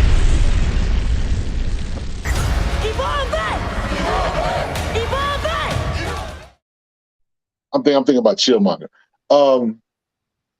I enjoyed that last show y'all did with Chillmonger, bro. That was pretty funny. That was pretty funny. Yeah, are y'all gonna do another show pretty soon? With Chillmonger? Yeah. I have to ask him. Okay. He's always doing shows all the time. No doubt. So I read that this week. I read I didn't read a whole lot of other stuff. I did, like I told you, I read the Dwayne McDuffie 4-issue run of the Demon. That was pretty hilarious. That guy's range was amazing. Me and Amani, we did a show last week, and somebody asked the question, "Who do we think was this generation's Dwayne McDuffie?" And we both said that it was probably Rodney Barnes. And it's interesting you said that about Rodney Barnes. Rodney Barnes does not speak fondly of his Falcon run. We enjoyed it, but he doesn't think it was that good. It was his first comic book that he wrote. Yeah. So we need another Rodney Barnes in since Philadelphia is on the way. I mean, look, the dude is doing his thing. He's out there politicking. He's making things happen.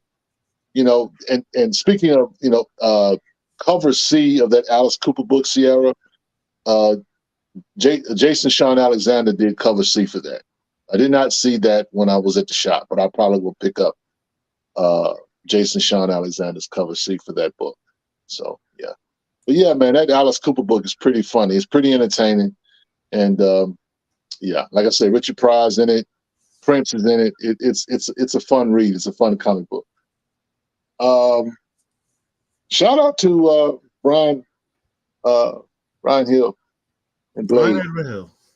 Brian Hill is killing it on Blade. That's all I can say. Well-written book. That dude there, man. He trying to get all the coin. Go ahead, Mahan. Thank you, son. Super chat. Thank you. $1.99. Hey, thank you. We appreciate it. Donation. It's a donation. I thought it was the trash. Don't be hitting on me.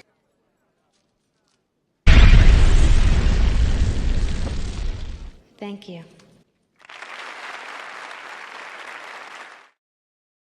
Thank you very much. Not just talking about it, but being about it. I appreciate it, man. For real. Yeah. Seriously. Thank you. Man, so let's talk Black Panther issue 5. Well, we can. Hold on. Before we do that, Clown world.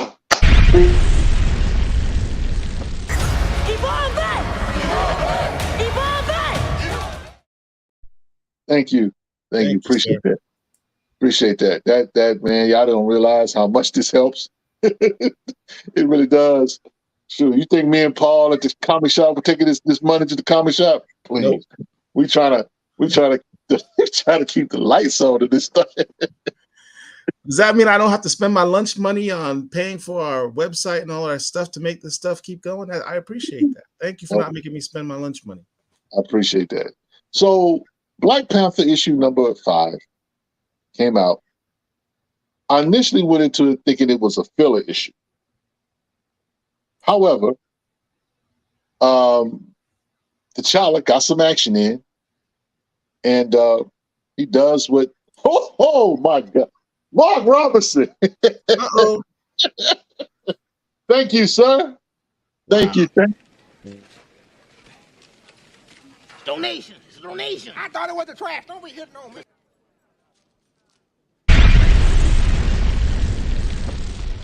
Thank you. Appreciate you, sir. Y'all keep this up. We might actually make our budget for this week. I know, huh? So I enjoyed the issue. I think that, we got a pretty good Black Panther book, bro. Yes, sir. I know people were nervous, especially with the last issue, but we gotta go on and give the Queen her props for doing 5 quality issues. I did think that the you and Mark talked about this on Friday night. I do think that the tourist part of the comic was, while unnecessary, I understand why it was put in the book, because that was an assassination attempt, and how Wakanda has been open for tourists to kind of like see the sights and that kind of thing. And I get it, I know you and Mark, y'all get so deep with it, and y'all got to talk about, man, shouldn't be unconquered African country. Can't nobody wear a bow tie. Ain't nobody wear a suit. Why should we wish to dress like them? Or in the words of Malcolm X, who were they to be equal to? Oh, was that Ice Cube? That was Ice Cube. Sorry. Yeah, tragic. So shout out to Hood Rat Comic Podcast. I love that title. With the super chat. Another one? Oh, snap. Derek needs to do more videos.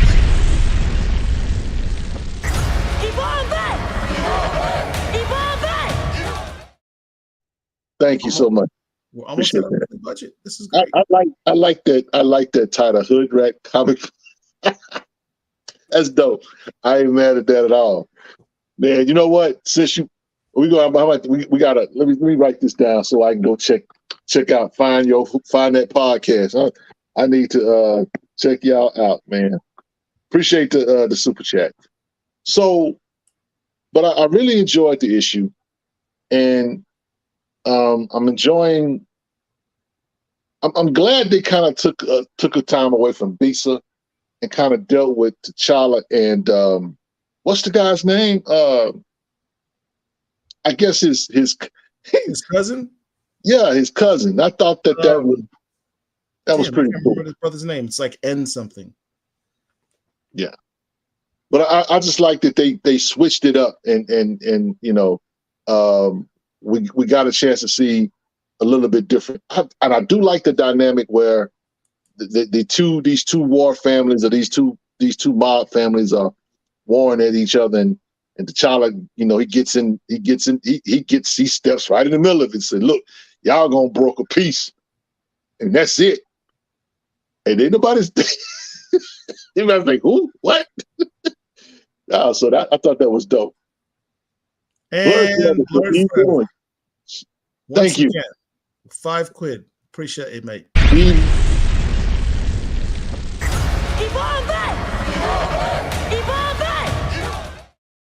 Appreciate that. Thank you. Thank you so much. Eve Ewing, I would like for her to write a Vixen book. Matter of fact, for those who love Vixen as a character, there is Vixen in NYC, a graphic novel that is available. If you were watching or reading, funny thing is, some of these characters have projects online on Webtoons, for example. That whole book is $14.99. You can get that at your LCS.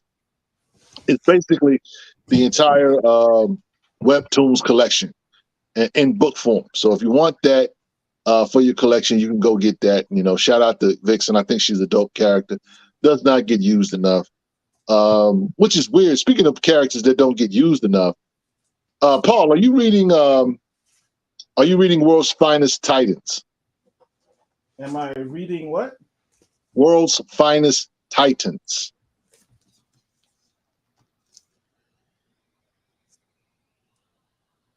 There it is. Yes, I was going to bring that up. Bumblebee is in that book. Shout out to Mark Wade, man. He's doing his thing in that book. So yeah. So yeah, Bumblebee is another character that doesn't get used a whole lot, but I do think she's going to be used a little bit more in this book too. And I think Mal Duncan's in that as well. So yeah, he is. It's kind of like where they first met and the burgeoning of their romance. So not only do you have the two black superheroes in the book, you may actually have, dare I say it, black super love in a DC comic book. Yeah. Seacole says there are 3 volumes of Vixen's webtoons. All should be in stores by early next year. Okay, so maybe the first volume is what came out, but I do know that volume is out, and it's $14.99. It's a nice size book too. So Sierra actually asked, where is the comment now? Have you talked about Harriet Tubman Demon Slayer? That's what it was. Yeah. We have not talked about Harriet Tubman Demon Slayer in detail.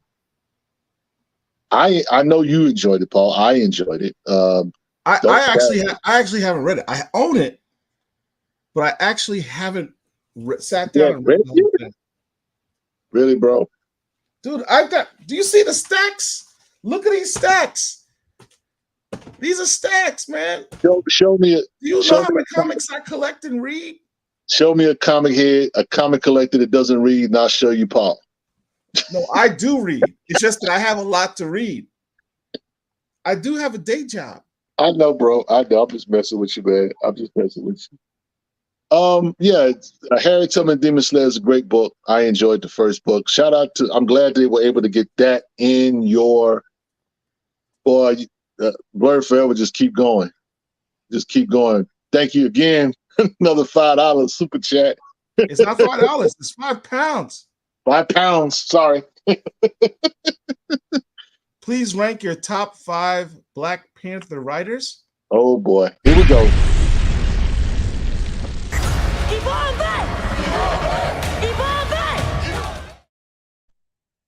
Dude, that's easy, bro. You want to go? You want to go first, Paul? Christopher Peace, Reggie Hudlin, Don McGregor.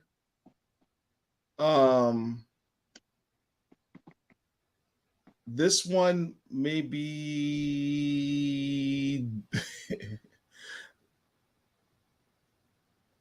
Todd needs to coach Jonathan Hickman. If you're wondering about the Jonathan Hickman read, okay. This last Gordon one Mahan says Harriet Tubman Demon Slayer is a very good series. It's a wonderful historical fiction. Yep. So for me, I'm going to read this before I go to bed. Okay, that's what's up. Oh, this last one. Okay, I'm gonna go ahead. Okay, here's my top 5 in order of Black Panther writers. Okay, number 1, do we Don have McGregor. a cash app? Number 1 is Don McGregor. I don't think we have a cash app. Don McGregor. Number 2, Christopher Priest. Number 3, Reginald Hudlin. Number 4, Evan Narcisse. Oh, and number 5, forgetting about Evan Narcisse. Oh God, Rise of Black Panther is life.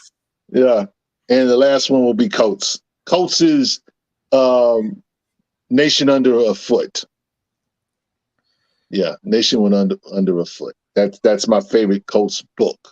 Damn, I might have to supplant Coates with Evan Narcisse. Yeah, a lot of people forget about that Rise of the Black Panther, man. That was pretty stellar, bro. Yeah. Yeah. Put up the disclaimer. What did we say? What did you do, Rich? I don't know. I didn't say anything. Did I miss something? Oh man, Rich messed up, and I missed the disclaimer. I didn't do anything. I didn't say anything. And you're always doing something, man. What? I said what? Because I made the white boy the top #1 Black Panther. This is why we need this money, people. We have to pay legal fees. He says no. The McDuffie Four is run with T'Challa and Storm and the Fantastic Four. Well, I mean, the question was Black Panther writers. Yeah, that's not technically, and I love the Black Panther Storm run in Fantastic Four. I have those books. I have the trade. But I thought we were talking about, Black Panther. That's a good point. I gotta take Jonathan Hickman off my list based on that criteria. That puts Coates back on the list, and then I can put Narcisse and then Coates. Because if that's the case, then I will make Jeffrey Thorne. I'd put Jeffrey Thorne. He only wrote one. Damn it! One you said my boy Jeffrey Thorne. One story. No, look. Here's the thing. Jeffrey Thorne wrote the best one shot on Black Panther of all time. You can fight me on it, and you'd be wrong. Black Panther, King in Black was the greatest one shot of Black Panther ever done. But beyond that, quiet as kept, he was the writer on the Black Panther's Quest television cartoon on event. It's like Avengers, Earth's Mightiest. No, Avengers. It wasn't Earth's Mightiest Heroes. Is the other one. Avengers Assemble season 5. It was co-titled Black Panther's Quest. Jeffrey Thorne wrote that entire season. And if you're a Black Panther fan, he goes into like all the stuff we're talking about now about the history of the Black Panthers. Jeffrey Thorne already did that before they even did that. Great television series. Great television series. If you're a Black Panther fan, please check out that cartoon. See, I'm surprised to hear Coach's name mentioned. So many folks trash his name with his BP run. Well, again, Coach wrote. Here's the thing: Coach has probably wrote almost more Black Panther than any of these guys. Coach wrote The Nation Under Our Feet. He wrote Black Panther and the Crew. He wrote Long Live the King. Didn't he write that? No, that wasn't him. That was an African writer. Can't remember the name, but it wasn't him. Well, what was it that he wrote after A Nation Under Her Feet? Intergalactic Empire. Empire. Okay, that was the only thing he wrote after that. Okay. So even if he didn't write the stuff, he was kind of like, he was one of those super writers Marvel hires occasionally that like supervises. Right. It's almost like a semi-editor who kind of tells all the other writers what to do. He had that role at Marvel. Okay, Tron is tripping. He say, time for me to be the bad guy again.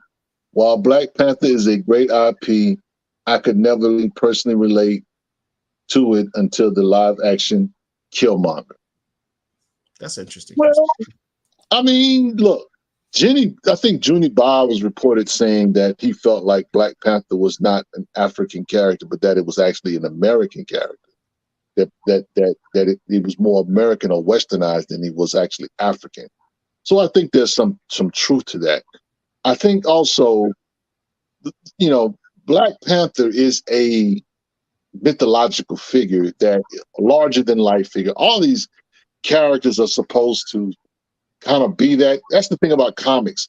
Comics are supposed to be larger than life type deals. Now you can have characters that you can relate to, like my favorite character is Black Lightning. I relate to Black Lightning because one, Black Lightning was black man. He was an athlete. He was an Olympic champion. He was a teacher. He was a principal of a school. You know, he fought crime in his neighborhood. We can all kind of relate to that guy. But some people don't like that they can relate to him so easily. So I get it, bro. You know what I'm saying? Killmonger, you know, they look, Eric Killmonger, or Eric Stevens, I should say, is a complicated character. He's still a villain. You might relate to him, he's still a villain. Dude slit the Dora's throat in the movie. Okay, let's not forget that. He slit a Dora's throat in the. He shot his girlfriend. And he threatened to kill anybody, black or white, who didn't side with him. And he burned the field of heart-shaped herb. I'm tired of the heroization of Killmonger. The man was a homicidal maniac, with daddy issues. Yeah. I don't want to address that. Anyway, Sean World says it's a great action fantasy, but the characters nothing to really represent us in our communities. Well, here's the thing. When Stan Lee created Black Panther with Jack Kirby, they did so. Speaking of that, hold on, Paul. Speaking of Jack Kirby, we got another super chat. Oh, someone's prophetic. Blurred forever was prophetic. Great segue. He knew where I was going with it.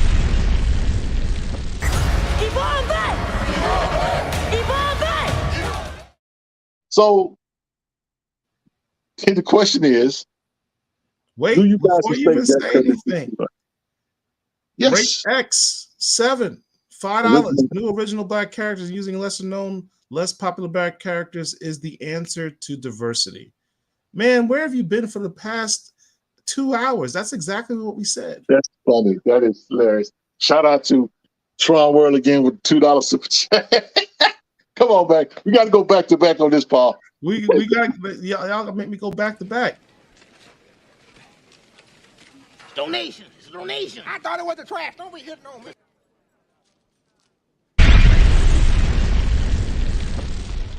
Thank you.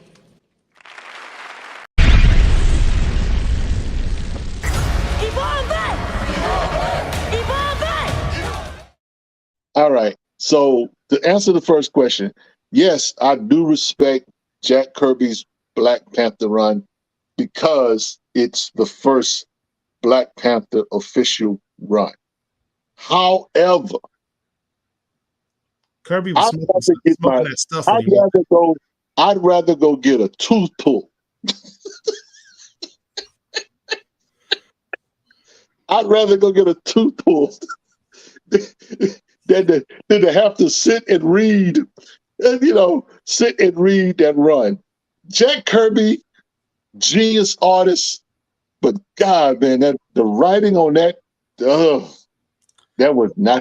Art was fantastic. Art was phenomenal, but the writing, was wow. Yeah, it wasn't good, y'all. Let's not front. Let's not sugarcoat it. It was not good. His art was absolutely fantastic, and I give him mad props for the creation of the character. And the point I was trying to make was when Jack Kirby and Stan Lee created Black Panther, they saw they did interviews, and they said literally they saw that they had letters from black fans on their comics, and they're like, oh, here's a community that's not being served with the current roster of characters that we have. So let's create a character for them. And they could have created an African-American character. I don't know. And it's impossible for us to tell how deep they got in the thought process of this. But I think it says a lot that they created a character for that the African diaspora could look up to. Remember what I said at the beginning of this program? I said, these superhero comics are our modern fables. They're supposed to inspire you to reach a very high ideal as to what you want, what you should want to be. Right? They're supposed to inspire you to be more than who you are. And I think it's telling that Stan Lee and Jack Kirby chose an African king who's brilliant, who's been educated around the world, who is incredibly rich, who is an incredible warrior, and doesn't kowtow to the white man. It says a lot that they said, hey, this is who, here's a character that people of the African diaspora can look up to and aspire to. I give him mad props for that. I honestly do. That's why he's my favorite Black character. They could have simply just done, Falcon first or Luke Cage first, but interestingly enough, most times you see Luke Cage and Falcon both look up to Black Panther in many respects, at least in those early issues. All right. Let me put you on the spot, Paul. Sure. Given that is your favorite Black character, who is your favorite Black written original character? Isn't Black Panther an original written Black character? Black created, I should say. Oh, Black created character? Yes. Boy, this is going to be an interesting conversation. Original created Black character. Mm-hmm. I mean, the first thing I'm scanning through is all my Milestone comics. And I'm looking to see if there's any Marvel or DC comics that would supersede any of those. Probably only one or two. I mean, we got another super chat. Blue Marvel, huh? Wraith X to the Wraith X again. These brothers are late to the party. Also, Marvel DC need to stop killing off and maiming lesser known, less popular Black characters. I co-sign that 100%. Shout out to donation. It's a donation. I thought it was the trash. Don't be hitting on me.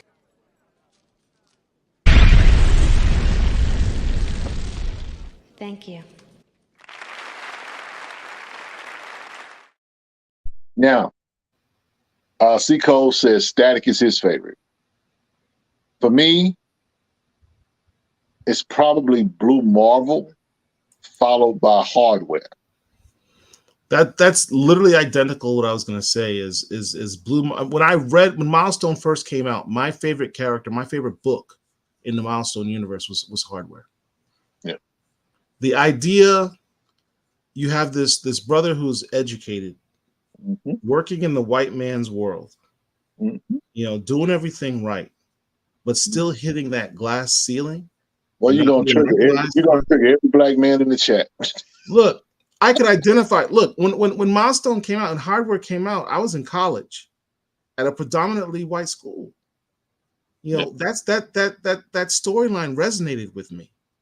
That concept of hitting that glass ceiling, mm-hmm. of no matter how hard you work, you're still always going to be viewed as, less than. Do you think that a character, say like Acolyte, do you think a character like Acolyte could break through? I think having, as I said before, these comics now in LCSs now gives them a better chance for it to break through. Absolutely. Chillmonger in the building. What up, bro? Bro, we were just talking about you, man. We were just talking about you. We were just talking about you. We need to do another show together. Where's my invite, man? I need an invite to the Chillmonger show.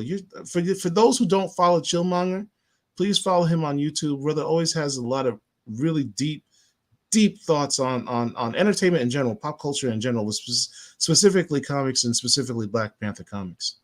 So welcome to the show. Now I like, hold up, wait a minute. Go back to his comment. He says, just got here. My answer's yes, but not characters plural. Just get behind one, don't split the effort. Now, I like the fact that he stands and dies on that hill. I don't like it, but I respect that he stands there. you know, and I remember the commentary you guys were talking about when you guys did the show on Black Panther, and was saying, this is the guy I'm gonna support. I'm gonna buy all the variants, blah blah blah. This is the guy, and I get it, you know what I'm saying. But man, look, you need to, bro. I'm gonna need you to get behind Black Lightning, okay? If Black Lightning ever comes out with a book, sometime in the future, I don't know what that is, but I'm gonna need you to get behind it, Chillmonger, please. I need you to support more than just Black Panther, okay? That's just do How me you that. gonna tell the brother? You can tell the dude like what comic he should support. Just he could do that. He could eat and chew gum at the same time. He could buy 2 books when he at the shop. That's Look, Chillmonger, don't let him fool you.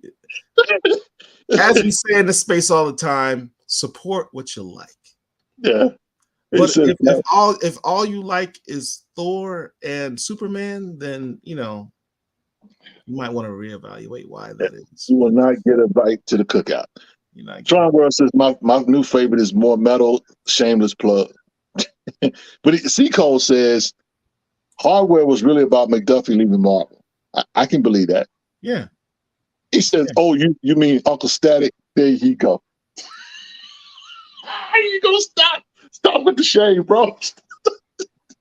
he tried to. Now you're trying to really trigger me. I'm like M'Baku. We will have none of it. We will not have it, Tata. We will not have it, though. We will. He says, "I rotate." Yes, I won't be put back in the rotation. That's funny, man. I mean, look, you know. Okay, we got two more. I just want to get invited back when we review the next next Black Panther issue. Let's do that roundtable again. That was mad fun. And forever. Hit us. We got more super chats, Paul. Come on, keep up now. Oh man, I'm sorry. What we got? Blur Forever again with $3. Yeah.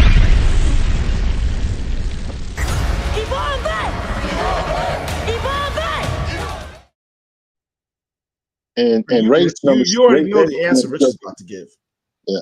My favorite Black character. Okay, what's best written independent Black book now? Oh, that's easy. That's Philadelphia, hands down for me. Philadelphia.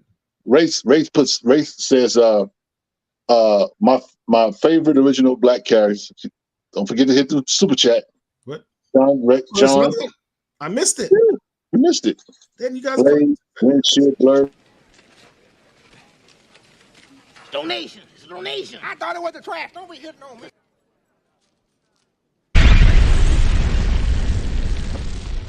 Thank you.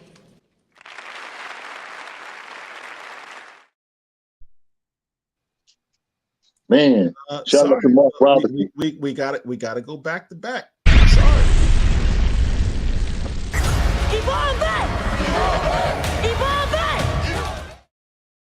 Yeah, in the early days, the South wouldn't order comics with a Black hero. Yep, it's true. That's true. That's white history. When I look, even living here in Orlando, when I was younger, LCSs don't necessarily have all the Black independent comic books that came out. The only reason when Mark we had our show, we talked about he asked how did I get into Milestone because he didn't have Milestone.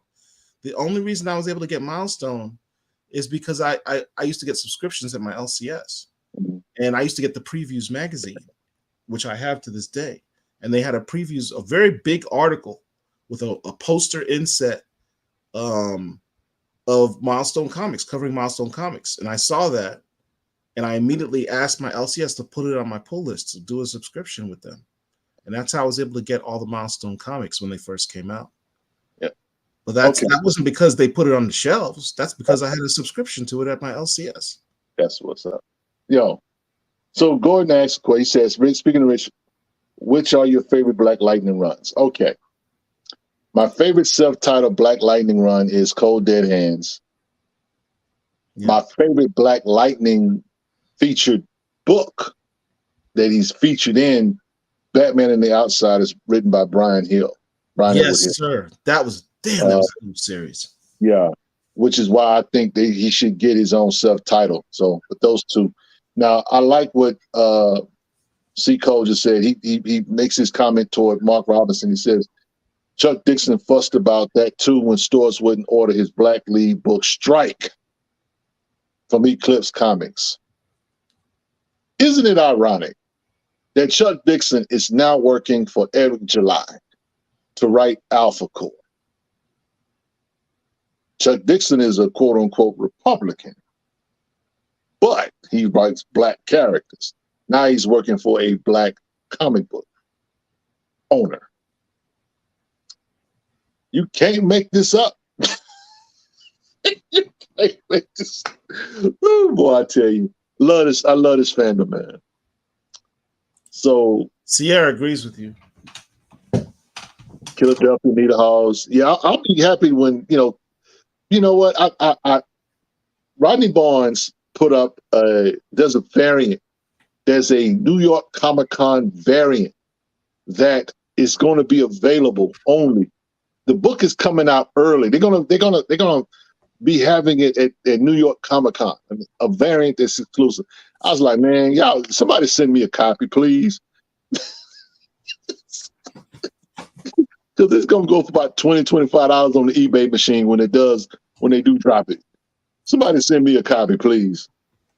Yeah. That strike book was done with Tom Lyle right before Batman run in 1989. Yep. Yeah, man. Derek called me out. He said for me to do my flex of the previews magazine that I was referring to is that made me subscription to.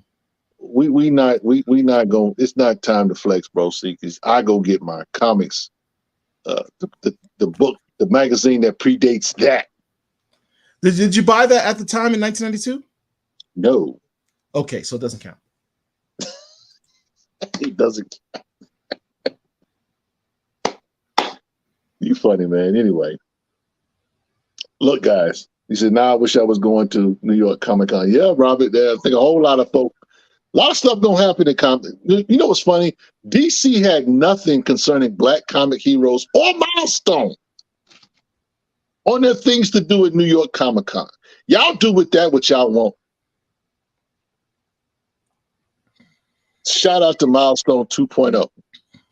Y'all are the gift that keeps on giving. We don't know when we go get it. But the gift that keeps on. Here we go again.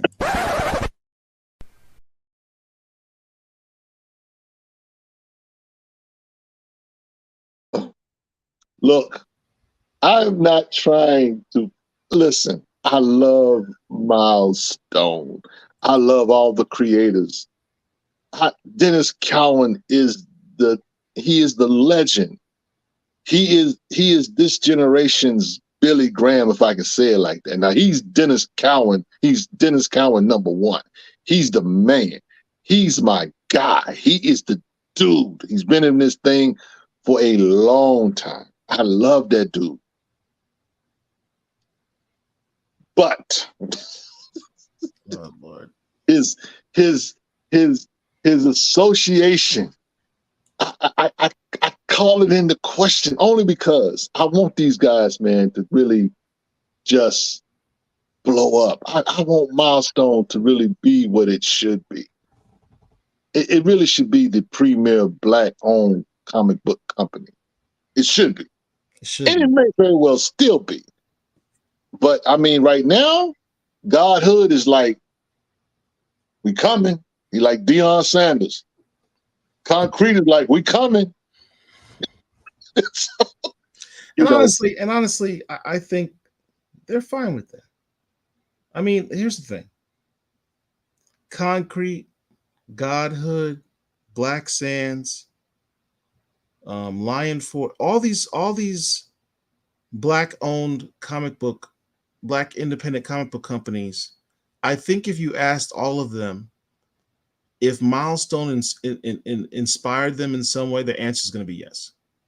Right. Milestone was the benchmark. They were the prototype. They're the light that lit the candle that inspired the whole world in this black indie comic. Even at the time that they did it,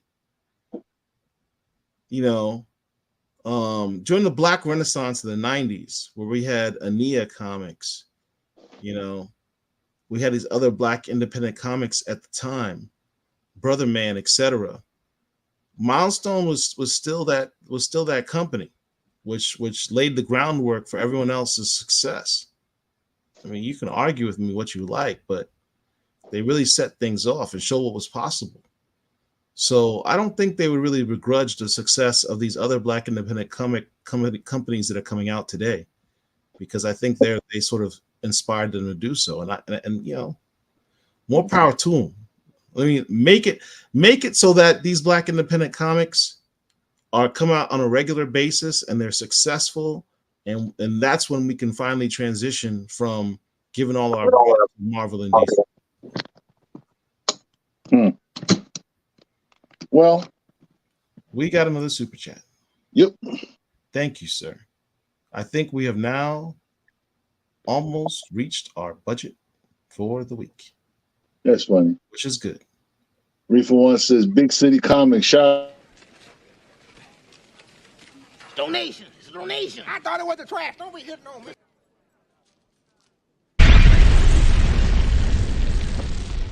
Thank you.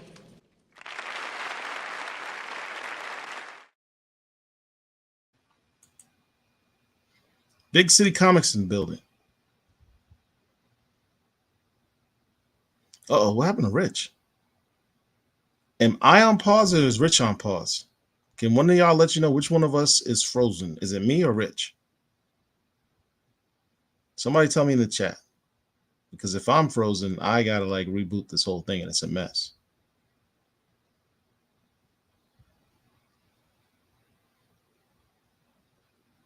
It's Rich. Okay, thank you. So I'll just keep talking. Rich, if you can see me, you need to reboot your signal because you're frozen sideways, actually. All right, so now this has become the Paul Show. Real talk with Paul. Let's see what else we got in the comments here. Did I ever mention that I'm working with Tyler and will have my first series co-published and distributed by Godhood Comics? No. Congratulations, man. You want to give us some details as to what the book is about? What's the premise? And Tyler, okay, that's great. Let us know about it. Hit us up. I think Rich is working his way back in. Lion Forge is now owned by Oni Press. Okay. I think Rich is back. Are you here? Yeah. Can you hear us? Yes, I can hear you. Okay. Sorry about that. Sierra says, random, but in honor of Columbus Day tomorrow, I'm reading Earth Diver. I don't know what Columbus Day is. Is that a thing? Who's Columbus? He was the dude. I thought tomorrow was Indigenous Peoples Day. It could be called that. I mean, I don't know who does Columbus Day of which you speak. Who doesn't like the history of America?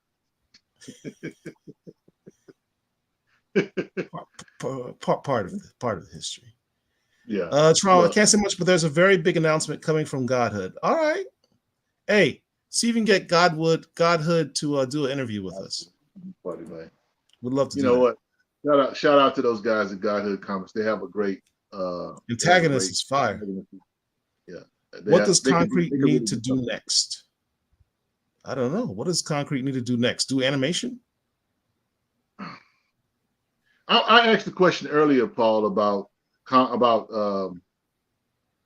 Acolyte. Could he be a mainstream character? I love the book that they just put out because it's not the same #1 that you can get, from the Kickstarter or whatever. Right. But I really like that character. I want that character really to. What I love about Acolyte is it is more than simply just a superhero comic. It's a sci-fi comic. It's a supernatural comic, all rolled up in one. We talk about doing an original character, original premise, not making it a blackface version of an existing character. That's Acolyte. Shout out to Brother Lonzo Starr. Brother put some thought into that, which I appreciate. Artwork is fantastic. Please do not tell me you have no books to support when you got brothers like Concrete Comics and Advent Comics and Godhood Comics and Black Sand Comics all putting out these books now. Stranger Comics. I mean, you have options. You have plenty of options. If you want them to grow, if you want them to be successful, if you want them to put more books on the shelves for you, support them. Absolutely. Congratulations to Tron World.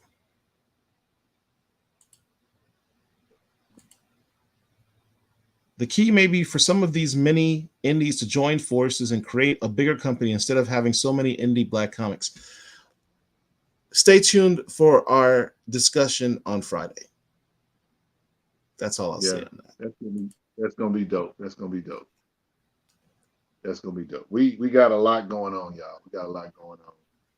Y'all, there's so much going on in the world of Black comics. Y'all don't even know about. We're busy. But yeah, man. Yeah. We active. We outside.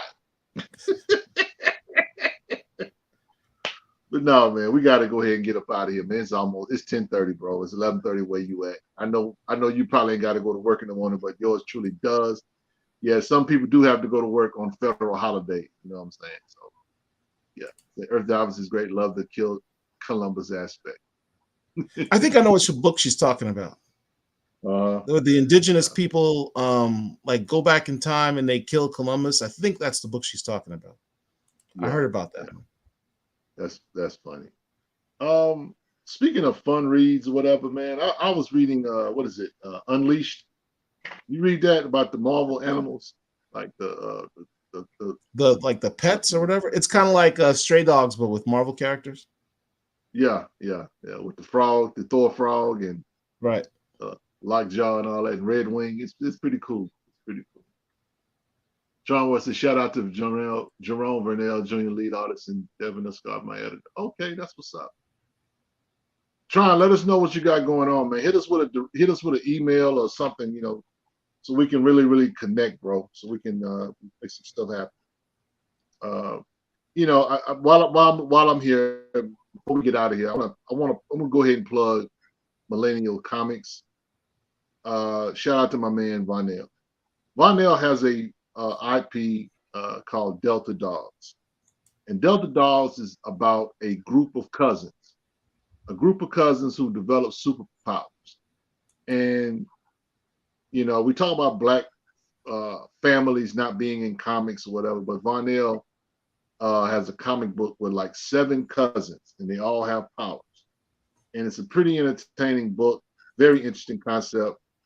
And I think you guys should, support that dude, and check out his content. You know what I'm saying? He's got like 22, 23 issues in with that.